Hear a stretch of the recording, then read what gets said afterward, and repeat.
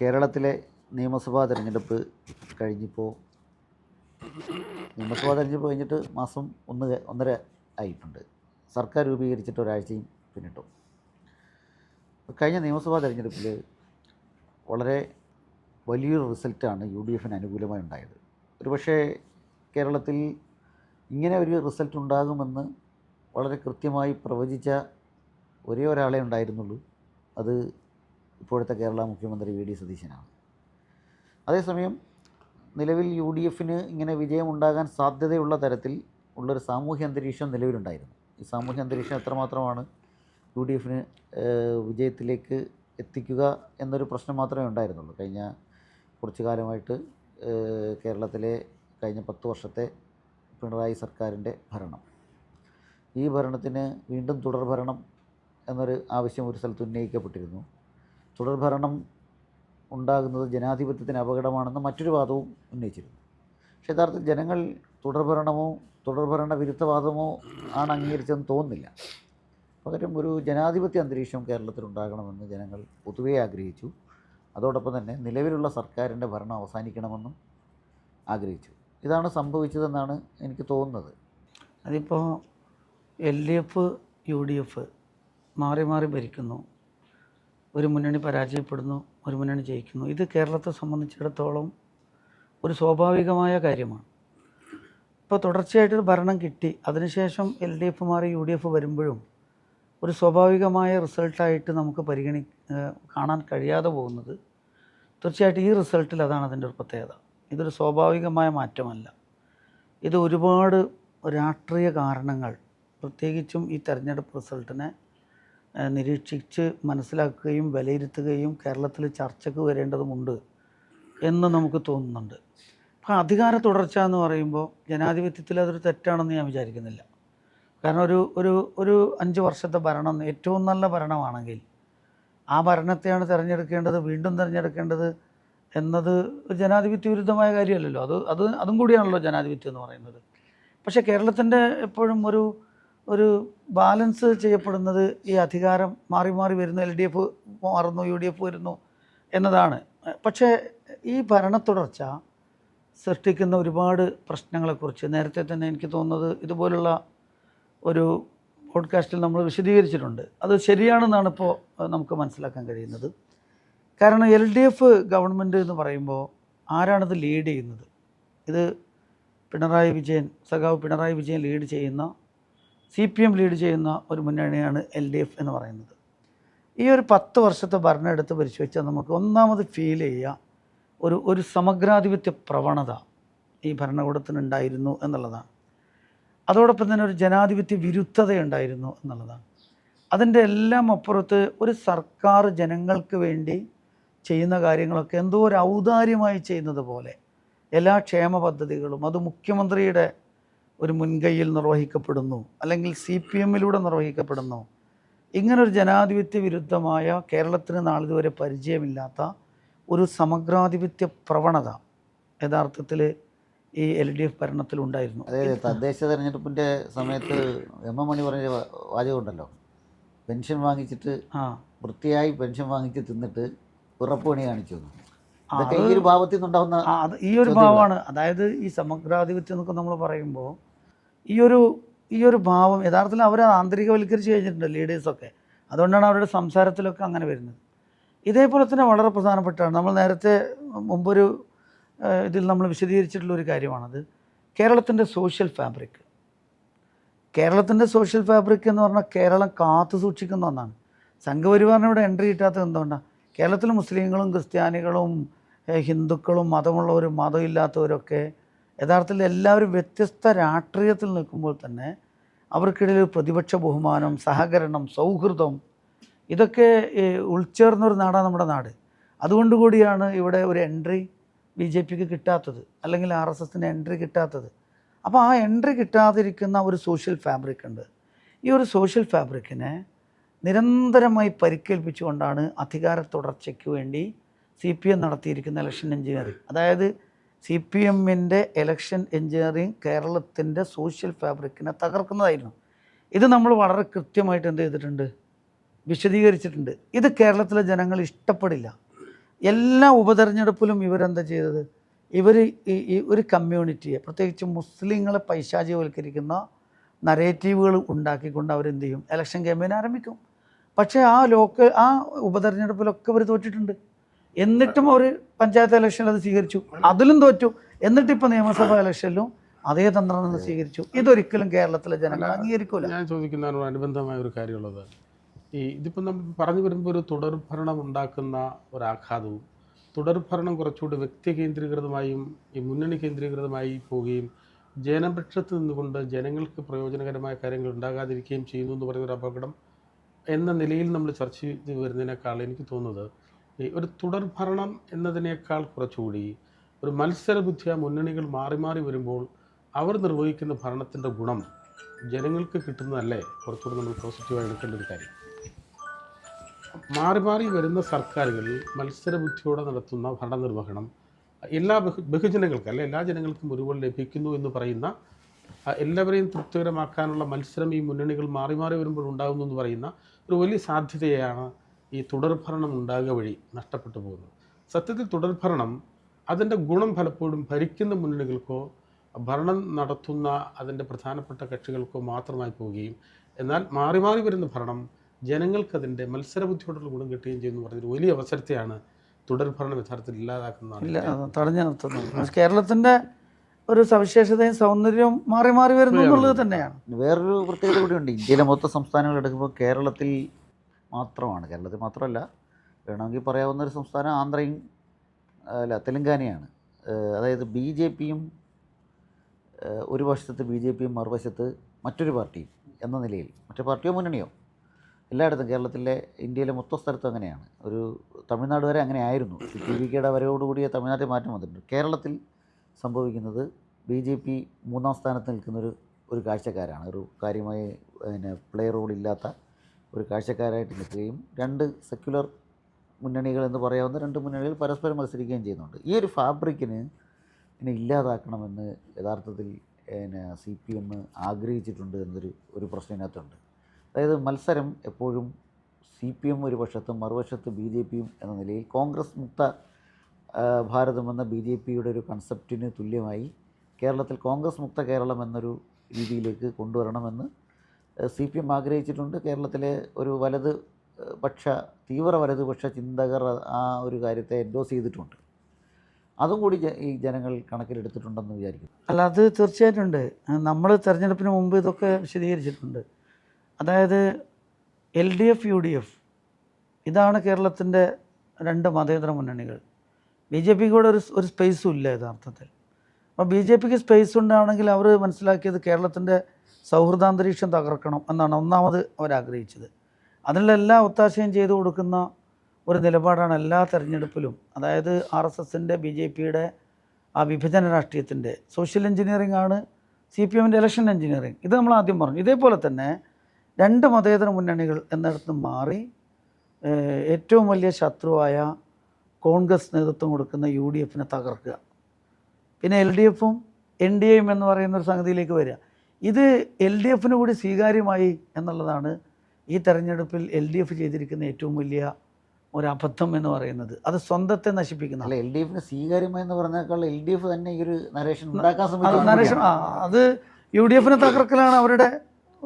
ഇതിലെനിക്ക് BJPക്ക് ഒരു പ്രശ്നം പറ്റിയതായിട്ട് എനിക്ക് തോന്നുന്നൊരു കാര്യം, BJP കുറച്ചുകൂടെ കടുത്ത ഹിന്ദുത്വ വർഗീയ അജണ്ട മുന്നിൽ വെച്ചുകൊണ്ട് നടത്തുന്ന ഒരു രാഷ്ട്രീയ പ്രവർത്തനത്തിനകത്ത് സമാനമായ തലത്തിലൊരു രാഷ്ട്രീയ പ്രവർത്തനം ഈ ഹിന്ദുയിസ്റ്റ് അല്ലെങ്കിൽ മെജോറിറ്റി കമ്മ്യൂണിറ്റി ലക്ഷ്യം വെച്ചുകൊണ്ട് CPMോ ഇടതുപക്ഷമോ അത് സ്വീകരിക്കാൻ ശ്രമിച്ചു എന്നത് BJPക്ക് ഒരു അപകടം ഉണ്ടായിട്ടുണ്ടോ എന്ന് എനിക്കൊരു സംശയം. കാര്യം BJP ചെയ്യുന്ന കാര്യങ്ങൾ അതൊരു പ്രധാനപ്പെട്ട ലക്ഷ്യമാക്കി അതൊരു അവസരമായി തങ്ങൾക്ക് വരുമെന്നുള്ളതിലേക്ക് മൃദു ഹിന്ദുത്വം എന്നത് കുറച്ചുകൂടെ കടന്ന ഈ BJPയുടെ ടാർഗറ്റ് ഗ്രൂപ്പിനെ CPM ക്യാച്ച് ചെയ്യാൻ ശ്രമിച്ചോ എന്നൊരു പ്രശ്നം കൂടി എനിക്കുണ്ട്. അതൊരു പക്ഷേ BJPക്ക് ദോഷമുണ്ട്. അതുതന്നെയാണ് ഫലത്തിൽ CPMനെ അല്ലെങ്കിൽ ഇടതുപക്ഷത്തിനും അപകടപ്പെടുത്തുകയും ചെയ്തത്. അതിൽ പ്രധാനമായും ഇന്ത്യയുടെ ഒരു സാമൂഹ്യ സാഹചര്യത്തിലെ പ്രധാനപ്പെട്ട ചില സമൂഹങ്ങളെ, ദളിത് ആദിവാസി എന്ന് പറയുന്ന പരമ്പരാഗതമായി മാറ്റി നിർത്തപ്പെടുന്ന ഒരു കമ്മ്യൂണിറ്റി, അതിനുമപ്പുറത്ത് ന്യൂനപക്ഷ മുസ്ലിം വിഭാഗത്തെ അപരവൽക്കരിച്ച് അവർക്ക് നേരെ അതിഭീകരമായി മറ്റുള്ളവർ വിചാരിക്കുന്നതിനേക്കാൾ കൂടുതൽ BJP വിചാരിക്കുന്നതിനേക്കാൾ കൂടുതൽ അക്രമ സ്വഭാവത്തിലോ അല്ലെങ്കിൽ അവരെ ഇകഴ്ത്താനോ അവരെ പരാജയപ്പെടുത്താനോ ആവശ്യമായ BJPയേക്കാൾ വലിയ പരിശ്രമം CPM നടത്തിയെന്നതും സത്യത്തിൽ അവർ ഇകഴ്ത്തപ്പെടാനും സാർ പറഞ്ഞ നമ്മുടെ സാമൂഹ്യ രംഗത്തെ അവർക്കുണ്ടായിരുന്ന മുഴുവൻ മേൽക്കൈകളെ അവസാനിപ്പിക്കാനും ഇടയായിട്ടുണ്ടെന്നതും അവരുടെ ഇപ്പോഴത്തെ പരാജയത്തിൻ്റെ കാരണമായി വന്നിട്ടുണ്ടെന്നാണ്. അത് ഈ കേരളത്തിൻ്റെ പൊതുബോധത്തെ പല നിലക്കും വായിക്കുന്നതിൽ CPM പക്ക പരാജയപ്പെട്ടു എന്നുള്ളതാണ്. ഇപ്പോൾ കോൺഗ്രസ് ആണ് മുഖ്യശത്രു എന്ന BJPയുടെ നിലപാട്, കേരളത്തിൽ LDFൻ്റെ മുഖ്യശത്രു UDF ആണെന്ന്, ഈ രണ്ടും ഒന്നായിട്ട് വരികയാണ്. അപ്പോൾ ഒന്നായിട്ട് വരികയാണ്. അതായത് നമ്മുടെ ശത്രു LDF മനസ്സിലാക്കുന്ന LDFൻ്റെ ശത്രു UDF ആണ്. കേരളത്തിൽ LDF UDF ആണല്ലോ. ഇതേപോലെ തന്നെ BJP മനസ്സിലാക്കുന്നത് എല്ലായിടത്തും അവരുടെ ശത്രു കോൺഗ്രസ് ആണ്. നമ്മളൊരു കാര്യം പറഞ്ഞിരുന്നു, LDFൻ്റെ അധികാര തുടർച്ചയിലൂടെ LDF എന്ന് പറയുന്ന ഒരു മതേതര മുന്നണിയെ ദുർബലപ്പെടുത്തുക, അധികാര തുടർച്ചയിലൂടെ അധികാരത്തിൽ നിന്ന് മാറ്റി നിർത്തി UDFനെ ദുർബലപ്പെടുത്തുക. അപ്പോൾ UDFനെ ദുർബലപ്പെടുത്തുക, ഈ തെരഞ്ഞെടുപ്പിൽ LDFൻ്റെ അധികാര തുടർച്ച ഉണ്ടാവുക എന്നുള്ളത് BJPയുടെ കൂടി ഒരു അജണ്ടയായിരുന്നു. ഇതേ സന്ദർഭത്തിലാണ് CPMൻ്റെ ഇലക്ഷൻ പ്രവർത്തനങ്ങളും അവരുടെ നരേറ്റീവുകളും മൃദു ഹിന്ദുത്വമാണ് എന്ന് കേരളത്തിലെ തന്നെ ഇടതുപക്ഷ ബുദ്ധിജീവികൾ പറഞ്ഞു വെച്ചിട്ടുണ്ട്, നേരത്തെ പറഞ്ഞിട്ടുണ്ട്. അപ്പോൾ നമ്മൾ മനസ്സിലാക്കേണ്ടത് കേരളത്തിൻ്റെ സാമൂഹ്യ പൊതുബോധം എന്താ, അത് നമ്മൾ 2 സിനിമ എടുത്ത് നോക്കിയാൽ മതി. അതായത് ഇവിടെ ദി കേരള സ്റ്റോറി അല്ലേ, the Kerala story, the Kerala story എന്ന സിനിമ എന്തുകൊണ്ടാണ് തിയേറ്ററിൽ 6ഉം 7ഉം ആളുകളായി തിയേറ്ററുകൾക്ക് ആ സിനിമ ഒഴിവാക്കേണ്ടി വന്നത്? കേരളത്തിലെ ജനത എന്തുകൊണ്ടാണ് ദി കേരള സ്റ്റോറി ബോയ്ക്കോട്ട് ചെയ്തത്? ഒറ്റ കാരണം അതിനുള്ളൂ, അത് കേരളത്തിലെ സോഷ്യൽ ഫാബ്രിക്കിനെ തകർക്കാൻ വേണ്ടിയുള്ള ഒരു RSS പദ്ധതിയായിരുന്നു. അതായത് അവർക്ക് ഏറ്റവും വലിയ തടസ്സം ഇവിടുത്തെ ഭദ്രമായ ഈ സോഷ്യൽ ഫാബ്രിക്, അതിനെ തകർക്കാൻ വേണ്ടിയിട്ട് കൃത്യമായിട്ട് മുസ്ലിങ്ങളെ അപരവൽക്കരിച്ചും പൈശാചികവൽക്കരിച്ചും അതിനെതിരെ ഒരു വികാരം നിർമ്മിച്ചെടുക്കാൻ വേണ്ടി കളവിൽ നിർമ്മിച്ചെടുത്ത ഒരു സിനിമയായിരുന്നു. മാത്രമല്ല അതിന് സിനിമയുടെ പോലും മൂല്യങ്ങളില്ല എന്നാണ് സിനിമയുമായി ബന്ധപ്പെട്ട ആളുകൾ അതിനെക്കുറിച്ച് പറഞ്ഞിരിക്കുന്നത്. അതിനോട് കേരളത്തിലെ പൊതുജനം എന്ത് നിലപാട് സ്വീകരിച്ചു? എല്ലാ തിയേറ്ററിൽ നിന്ന് ഔട്ടാക്കി. ഇതേ സമയത്ത് എമ്പുരാൻ വരുമ്പോൾ സ്വീകാര്യമാവുന്നു എന്ന് മാത്രമല്ല, എമ്പുരാൻ ഇവർക്ക് തലവേദനയാവുകയാണ്. ഇപ്പോൾ ഈ CJPയുടെ അക്കൗണ്ട് പൂട്ടിച്ചു എന്ന് പറഞ്ഞ പോലെ അതിനെതിരെ ഓർഗനൈസർ ഉൾപ്പെടെ സംഘപരിവാർ നേതാക്കന്മാർ ഉൾപ്പെടെ ചാടി വീണ് ഏകദേശം 24 വെട്ടത് വെട്ടി. 24 വെട്ട് വെട്ടിയിട്ട് വീണ്ടും തിയേറ്ററിൽ വരുമ്പോൾ അതിനൊരു റിവേഴ്സ് എഫക്റ്റാണ് ഉണ്ടാവുന്നത്. അതായത് അതിൻ്റെ കോടികളാണ് അതിന് വരുമാനം. എന്തുകൊണ്ട് കേരളം എമ്പുരാൻ വന്നപ്പോൾ സിനിമ തിയേറ്ററുകൾ നിറഞ്ഞു, എന്തുകൊണ്ട് നേരത്തെ പൊളിഞ്ഞു? പറഞ്ഞ പോലെ കേരളത്തിലെ ജനങ്ങളുടെ, പ്രത്യേകിച്ച് സാമാന്യ ജനങ്ങളുടെ ഒരു മതേതര സത്യസന്ധത ഉണ്ടായിരുന്നു. ഈ മതേതര സത്യസന്ധത വെല്ലുവിളിക്കായിരുന്നു ആക്ച്വലി CPM ചെയ്തിട്ടുണ്ട്. അല്ല, ഇതിലെ സിനിമയുടെ കാര്യം പറഞ്ഞിട്ടുണ്ടേ വേറെ രസകരമായൊരു സംഭവം ഉണ്ട്. അതായത് ഇപ്പോൾ ഒരു സിനിമ ഇറങ്ങിയായിരുന്നു, മോഹിനിയാട്ടം, ഭരതനാട്യം 2 മോഹിനിയാട്ടം എന്ന് പറഞ്ഞു. ഈ സിനിമ കേരളത്തിൽ വലിയ അത്യാവശ്യം ഹിറ്റായ സിനിമയാണ്. ഇത് OTT പ്ലാറ്റ്ഫോമിൽ വന്നപ്പോൾ കർണാടകയിൽ നിന്നും മറ്റ് പല സംസ്ഥാനങ്ങളിൽ നിന്നും പല ഭാഷയിൽ അത് OTT അവൈലബിൾ ആണ്. സിനിമ കേരളത്തിൽ വളരെ ഹിറ്റായി വിജയിച്ച സംഭവം ഇത് ഹിന്ദുത്തെ എതിർക്കുന്നതെന്നാണ്, ഹിന്ദുക്കളുടെ വികാരം വ്രണപ്പെടുത്തുന്നതെന്ന് പറഞ്ഞുകൊണ്ട് വലിയ തോതിലുള്ള സ്വാഭാവിക മാധ്യമ ക്യാമ്പയിനുകൾ കേരളത്തിന് പുറത്ത് നടക്കുന്നുണ്ട്. കേരളത്തിൽ ഇത് വളരെ എല്ലാവരും ആസ്വദിച്ച് കണ്ടൊരു സിനിമയാണ്. ഇപ്പോൾ ഈ സൈക്കിൻ്റെ ഒരു പ്രത്യേകതയാണ്, മലയാളത്തിൽ ഇറങ്ങിയൊരു സിനിമയാണ്. ആ സിനിമ കാണുമ്പോൾ തന്നെ നമുക്ക് മനസ്സിലാവും ഇതെന്തുകൊണ്ട് കേരളത്തിൽ എന്തുകൊണ്ട് ഇത് കത്തുന്നില്ല എന്ന് കാണുന്നവർക്ക് തന്നെ മനസ്സിലാവും. അത് ഇങ്ങനൊരു പ്രശ്നമുണ്ട്. ഞാനിത് പറഞ്ഞത് ഇപ്പോൾ കേരളത്തിൽ 2016 ശേഷം യഥാർത്ഥത്തിൽ LDFൻ്റെ CPM, പ്രത്യേകിച്ച് CPMൻ്റെ ഒരു സാമൂഹ്യ അടിത്തറ തകർന്നുകൊണ്ടിരിക്കുകയാണ്. 2016 അതിനുശേഷം 2014 2021 അവർ വിജയിച്ചത്. പക്ഷെ അവരുടെ LDFൻ്റെ CPMൻ്റെ വളരെ കൃത്യമായ പാർട്ടി അടിത്തറ തകരുകയും അതേസമയം ഈ 2 തെരഞ്ഞെടുപ്പുകളിൽ അവർ വിജയിക്കാൻ കാരണം ഇതിനിടെ ഈ 2 തെരഞ്ഞെടുപ്പുകളിലാണ് അവർ വിജയിച്ചിട്ടുള്ളത്. പഞ്ചായത്ത് ഇലക്ഷനിലും ബാക്കിയുള്ള എല്ലാത്തിലും അവർ പരാജയപ്പെടുക യഥാർത്ഥം ചെയ്തത്. 2019 ലോക്സഭാ തെരഞ്ഞെടുപ്പിൽ പരാജയപ്പെട്ടു, ഉപതെരഞ്ഞെടുപ്പുകളിലൊക്കെ പരാജയപ്പെട്ടു. ഇങ്ങനെ അപ്പോൾ ഇത് വിജയിക്കാൻ കാരണം ഈ സമയത്ത് കേരളത്തിലെ മൈനോറിറ്റി സമൂഹങ്ങൾ, പ്രത്യേകിച്ച് വിശിഷ്യ മുസ്ലിം വോട്ടുകൾ 2016 LDFിലേക്ക് വന്നതിന് ഒരുപാട് ദേശീയ തലത്തിൽ ന്യായമുണ്ട്. BJP അധികാരത്തിൽ വന്ന ഉടനെയുള്ള തെരഞ്ഞെടുപ്പായിരുന്നു അത്. അപ്പോൾ BJPയെ തോൽപ്പിക്കാൻ ഇടതുപക്ഷം ഒരു ശക്തിയാണ് എന്ന് കേരളത്തിലെ മുസ്ലിങ്ങൾ വിചാരിച്ചു. അതിനുശേഷം 2021 വിജയിക്കാൻ കാരണം പൗരത്വ സമരം കൊടുമ്പിരി കൊണ്ടുവന്ന ഒരു സമയം, കോവിഡ് പശ്ചാത്തലം ഇങ്ങനെയുണ്ട്. അതോടൊപ്പം തന്നെ മുസ്ലിം ക്രൈസ്തവ റിഫ്റ്റിനെ സമർത്ഥമായി LDF ഉപയോഗിച്ചു. അപ്പോൾ UDF വോട്ട് ബാങ്കായ ക്രൈസ്തവ വോട്ട് ബാങ്കിൽ വലിയൊരു ഭാഗം LDFിലേക്ക് വന്നു. ഇങ്ങനെയാണ് അവരുടെ യഥാർത്ഥ അടിസ്ഥാന വോട്ട് ചോർച്ചയെ മറികടന്നത്. പക്ഷെ ഇത് രണ്ടും ദൃശ്യമായത് അതിനുശേഷമാണ്. ഈ മുസ്ലിം വോട്ടുകൾ, മുസ്ലിം സമൂഹത്തിലെ UDF വോട്ടുകളും ക്രൈസ്തവ സമൂഹത്തിലെ UDF വോട്ടുകളും അതാത് പഴയ സ്ഥലത്തേക്ക് തിരിച്ചു പോയതോടുകൂടി CPMൻ്റെ സംഘടനാ ദൗർബല്യം വളരെ കൃത്യമായി വ്യക്തമായി. മാത്രമല്ല CPMോ ഇടതുപക്ഷമോ അവരുടെ ഫിക്സഡ് ഡിപ്പോസിറ്റ് പോലെ അവർ കരുതിയിരുന്ന ദളിതർ, ക്രൈസ്തവർ, ആദിവാസികൾ പോലെയുള്ള ജനവിഭാഗങ്ങൾ ഒരു കാരണവശാലും ഒരു ഇളക്കും ഈ പറഞ്ഞ പോലെ സംഭവിക്കത്തില്ല എന്ന് വിചാരിച്ച ഒരു വല്ലാത്ത കോൺഫിഡൻസ് ഈ വിഭാഗത്തെ സംബന്ധിച്ച് കൂടെ നിൽക്കുന്ന നിലയ്ക്ക് അവർക്കുണ്ടായിരുന്നു. എന്നാൽ ഈ തെരഞ്ഞെടുപ്പിൽ അതിന് പ്രധാനപ്പെട്ട കാര്യം കഴിഞ്ഞ 10 വർഷമായി ഇടതുപക്ഷത്തിൻ്റെ തുടർഭരണം ഉണ്ടാക്കിയിട്ടുള്ളൊരു ആഘാതം അത് ഈ ദളിതരുടെ ഈ പറയുന്ന സാമാന്യ ജനവിഭാഗങ്ങളുടെ ഭൗതിക ജീവിതത്തിൽ ഉണ്ടാക്കിയിട്ടുള്ള വലിയ പരുക്കളുണ്ട്. ഒന്ന്, ദളിതരെ സംബന്ധിച്ച് പ്രധാനമായും അവരവരുടെ ഭാവിയെ ലക്ഷ്യം വെച്ചുകൊണ്ട് അവരിടപെടുന്നത് അവരുടെ പുതിയ തലമുറയെ ആരും നന്നായി കൈകാര്യം ചെയ്ത് വളർത്തി ഉന്നത വിദ്യാഭ്യാസം കൊടുക്കുക എന്നുള്ള നിലയിൽ വലിയ പരിശ്രമങ്ങൾ അവരുടെ പുതിയ തലമുറ വാർത്തെടുക്കുന്നതിന് വേണ്ടി ദളിതർ അവരുടെ കഷ്ടപ്പാടിനകത്ത് നിർവഹിക്കുന്നുണ്ട്. അതേസമയം അവരുടെ വിദ്യാഭ്യാസവുമായി ബന്ധപ്പെട്ട് സർക്കാരുമായി ബന്ധപ്പെട്ടോ അല്ലെങ്കിൽ ഭരണഘടനാപരമായി കിട്ടേണ്ട പരിരക്ഷകൾ, അവരുടെ സ്കോളർഷിപ്പ് അടക്കമുള്ള കാര്യങ്ങൾ, ഗ്രാൻഡ് പോലെയുള്ള കാര്യങ്ങൾ, മറ്റു വിവിധങ്ങളായിട്ടുള്ള സാമ്പത്തിക ആനുകൂല്യങ്ങൾ അടക്കമുള്ളത് കിട്ടാതിരിക്കുന്നു എന്ന് പറയുന്നതോ, അത് വേണ്ടതുപോലെ ഉത്തരവാദിത്വത്തോടു കൂടി അവർക്ക് കിട്ടുന്നതിന് വേണ്ടി പരിശ്രമിക്കാതിരിക്കുന്നു എന്ന് പറയുന്നതോ, അല്ലെങ്കിൽ ആ നിലയ്ക്ക് ദളിതരുടെ വികസനവുമായി ബന്ധപ്പെട്ട അവരുടെ അവസാന സാധ്യതകളെ വേണ്ട വിധത്തിൽ അഡ്രസ്സ് ചെയ്യാൻ ഇടതുപക്ഷത്തിന് കഴിയാതെ പോയി എന്നത് ഈ മൊത്തം ദളിതരെയും ക്രൈസ്തവരെയും ആദിവാസികളെയും ഒക്കെ അടങ്ങുന്നവരെ കാര്യമായി ബാധിച്ചിട്ടുണ്ട്. അതുകൊണ്ട് തന്നെ നാളിതുവരെ ഉറച്ച ഒരു വോട്ട് ബാങ്കാണ് അവരുടെ നിന്ന് വിചാരിക്കുന്നിടത്ത് നിന്ന് അവരറിയാതെ വലിയ വ്യതിയാനം ഈ കൂട്ടത്തിൽ സംഭവിച്ചിട്ടുണ്ട്. അത് നിലവിലുള്ള ആദിവാസി ദളിത് ജനവിഭാഗങ്ങളുടെ മൊത്തം ശതമാനത്തിൻ്റെ 60% വലിയ മാറ്റം നിലവിലുള്ള അവസ്ഥയിൽ നിന്ന് മാറിയിട്ടുണ്ട് എന്നതും നിലവിലെ ഇപ്പോഴത്തെ ഈ ഇടതുപക്ഷത്തിൻ്റെ പരാജയത്തിന് വലിയ കാര്യമായിട്ടുണ്ട്. ഇത് സുരേന്ദ്ര സാറി പറയുന്ന കാര്യം ഈ തെരഞ്ഞെടുപ്പിൽ പ്രത്യേകം ശ്രദ്ധിക്കേണ്ടുന്നൊരു കാര്യമാണ്. എന്തുകൊണ്ടെന്ന് വെച്ചാൽ എപ്പോഴും ദളിത് വോട്ട് ബാങ്ക് ഒരിടത് അല്ലെങ്കിൽ CPMൻ്റെ ഒരു വോട്ട് ബാങ്കായിട്ടാണ് വിലയിരുത്തപ്പെടുന്നത്. അതേസമയത്ത് ഇതുവരെ ദളിത് കമ്മ്യൂണിറ്റിയുടെ ചരിത്രപരമായ ദളിത് സമൂഹത്തോട് ചെയ്ത ആ ഒരു ഡിസ്ക്രിമിനേഷൻ, ആ ഒരു അനീതി അതൊരു കാസ്റ്റ് സിസ്റ്റത്തിൻ്റെ അകത്തുള്ള ഒരു അനീതിയെ, ചരിത്രപരമായ കാരണങ്ങളെ ഒരു ഘട്ടത്തിലും CPM എന്ത് ചെയ്തിട്ടില്ല, അഡ്രസ്സ് ചെയ്തിട്ടില്ല. അതേസമയത്ത് അവരുടെ തൊഴിൽ, കൂലി, ഇതുപോലെയുള്ള അത്തരം ചില അടിസ്ഥാന പ്രശ്നങ്ങളെ അഡ്രസ്സ് ചെയ്തിട്ടുമുണ്ട്. ആ അഡ്രസ്സ് ചെയ്തത് കൊണ്ടുകൂടിയാണ് അതൊരു വോട്ട് ബാങ്കായിട്ട് അവരുടെ കൂടെ നിന്നത്. പക്ഷേ ഇന്ന് ദളിത് കമ്മ്യൂണിറ്റി എന്ന് പറഞ്ഞാൽ നല്ല ഉണർവുള്ളൊരു കമ്മ്യൂണിറ്റിയാണ്. അവരുടെ ഇടയിൽ ഒരുപാട് ഇൻ്റലക്ച്വൽസ് ഉണ്ട്, അവർക്കിടയിൽ നല്ല ഡിസ്കോഴ്സ് നടക്കുന്നുണ്ട്, ചർച്ചകളുണ്ട്, പുതിയ ചിന്തകളുണ്ട്.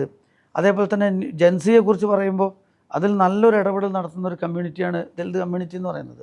അതുകൊണ്ട് അവർ നല്ല ബോധവാന്മാരാണ്. അപ്പോൾ ഈ തെരഞ്ഞെടുപ്പിൽ നമ്മൾ കണ്ടത് എന്ത് ചെയ്താലും ആ വോട്ട് LDFന് കിട്ടും, അവിടുന്ന് വിട്ടത്. പകരം അവർ ചിന്തിക്കുന്നു, അവരുടെ അടിസ്ഥാന പ്രശ്നങ്ങളെ, ചരിത്രപരമായ കാരണങ്ങളെ, നീതി നിഷേധത്തെ, വിവേചനത്തെ, നിഷേധിക്കപ്പെടുന്ന അവകാശങ്ങളെ, ഇതൊക്കെ കുറച്ചുകൂടി അത് അവരെ ഇവിടുത്തെ ഒരു കാസ്റ്റ് സിസ്റ്റത്തിൻ്റെ ഭാഗമായിട്ട് അനുഭവിക്കുന്നതാണ് എന്ന തിരിച്ചറിവോടുകൂടി അവരതൊരു പ്രശ്നമായി ഏറ്റെടുക്കുകയും കഴിഞ്ഞ 10 വർഷത്തെ ഭരണത്തിൽ ഈ ഒരു കമ്മ്യൂണിറ്റിക്ക് വേണ്ടി സവിശേഷമായി ഒന്നും നിർവഹിച്ചിട്ടില്ല എന്നും, സ്വാഭാവികതയിൽ നമ്മുടെ കോൺസ്റ്റിറ്റ്യൂഷൻ നൽകുന്ന ഉറപ്പിൻ്റെ ഭാഗമായിട്ട് വന്നു ചേർന്നിട്ടുള്ള പ്രത്യേകമായ ചില എംപവർമെൻറ്റ് പ്രോജക്റ്റുകളുണ്ട്.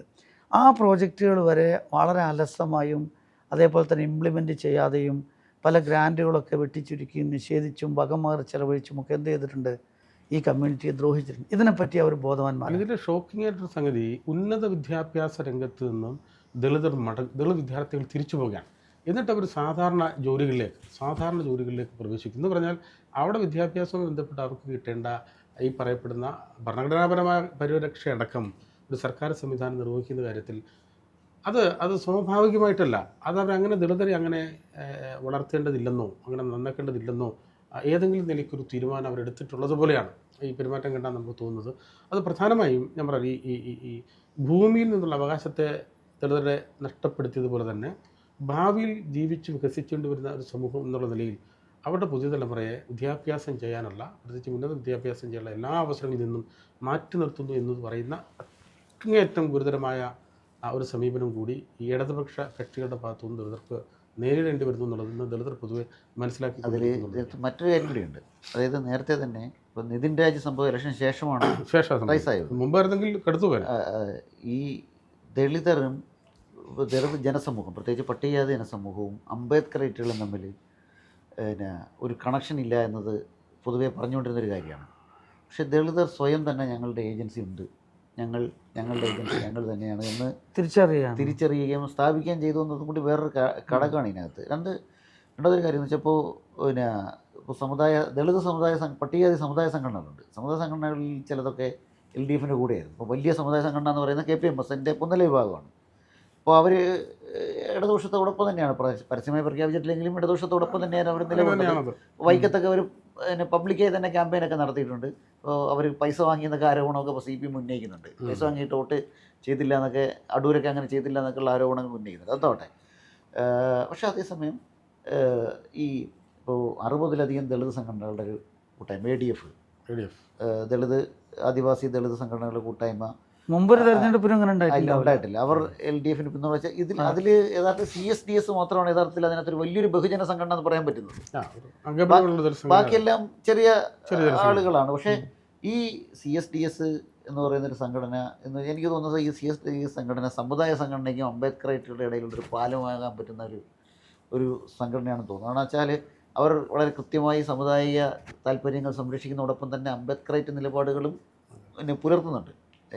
അതുപോലെ തന്നെ ഇപ്പോൾ DHRM പറഞ്ഞാൽ 2-3 ജില്ലകളിലെ ഉന്നതികളിൽ വലിയ സ്വാധീനമുള്ളൊരു സംഘടനയാണ്. എല്ലായിടത്തും ഇല്ലെങ്കിലും പത്തനാപുരം മണ്ഡലം, അടൂർ മണ്ഡലം, ചടയമംഗലം ഇങ്ങനെയുള്ള മണ്ഡലങ്ങളിലൊക്കെ അവർക്ക് ഉന്നതികൾ കേന്ദ്രീകരിച്ച് ഓരോ മണ്ഡലത്തിൽ 1000-1500 വോട്ട് വെച്ചൊക്കെ മാറ്റി കൊടുക്കാൻ സമാഹരിക്കാൻ കഴിയുന്ന ശേഷിയുണ്ട്. അപ്പോൾ അത് ചെറിയ കാര്യമൊന്നുമല്ല, അതൊന്നും ഒരു ചെറിയ കാര്യമായിട്ടാണ് കാണുന്നത്. ഇപ്പോൾ ഇങ്ങനെയൊക്കെ വന്നിട്ടുള്ള ഇത് ദൃശ്യതയിൽ വന്നിട്ടില്ല. തെരഞ്ഞെടുപ്പിന് ശേഷമുള്ള ചർച്ചയിലും വരുന്നില്ല എന്നുള്ളത് കേരളത്തിലെമ്പാടും ഇങ്ങനെ മൂവ്മെൻറ്റുകൾ ദളിതർ സ്വാധീനിച്ചിട്ടുണ്ട്. ഒന്ന് ഈ ഒരു അംബേദ്കറേറ്റ് സ്വഭാവത്തിൽ വലിയ ഉണർവുള്ളത് സാറിൻ്റെ പറഞ്ഞുകൊണ്ട് ഈ ചെറുപ്പക്കാർക്കിടയില്ല. ഒരു 50 വയസ്സിന് മുകളിലുള്ള സ്ഥിരമായ ചില പാർട്ടികളുടെ ഭാഗമായിട്ടുള്ളവർ ഇതിനെ തുടക്കത്തിൽ നിരാകരിച്ചെങ്കിലും ഇന്നിപ്പോൾ കാണുന്നത് മുതിർന്നവർ കൂടി ഈ ഒരു ഉണർവിലേക്ക്, ഈ അംബേദ്കറൈറ്റ് അയ്യൻകാളിയൻ ആശയാദർശത്തിൽ നിന്നുകൊണ്ടുള്ള ഒരു വലിയ ഉടച്ചുവാർക്കിനകത്ത് അവരും ഭാഗമായിട്ടുണ്ട്. അതിൻ്റെ ഏറ്റവും വലിയ ദൃഷ്ടാന്തമാണ് ഈ ഫിക്സഡ് ഡെപ്പോസിറ്റായിട്ട് ഇരുന്നിടത്ത് നിന്ന് അവർ മാറി ഒരു വികസിതമായി ഈ ആര് ജയിക്കണമെന്നതും ആരെ തോൽപ്പിക്കണമെന്നതും തീരുമാനം എടുക്കുന്ന അവസ്ഥയിലേക്ക് അവർ മാറിയിട്ടുണ്ട്. അതാണ്. മാത്രമല്ല ഈ ദളിത് വോട്ട് ബാങ്കിൻ്റെ ഒരു പ്രത്യേകത ഉണ്ട്.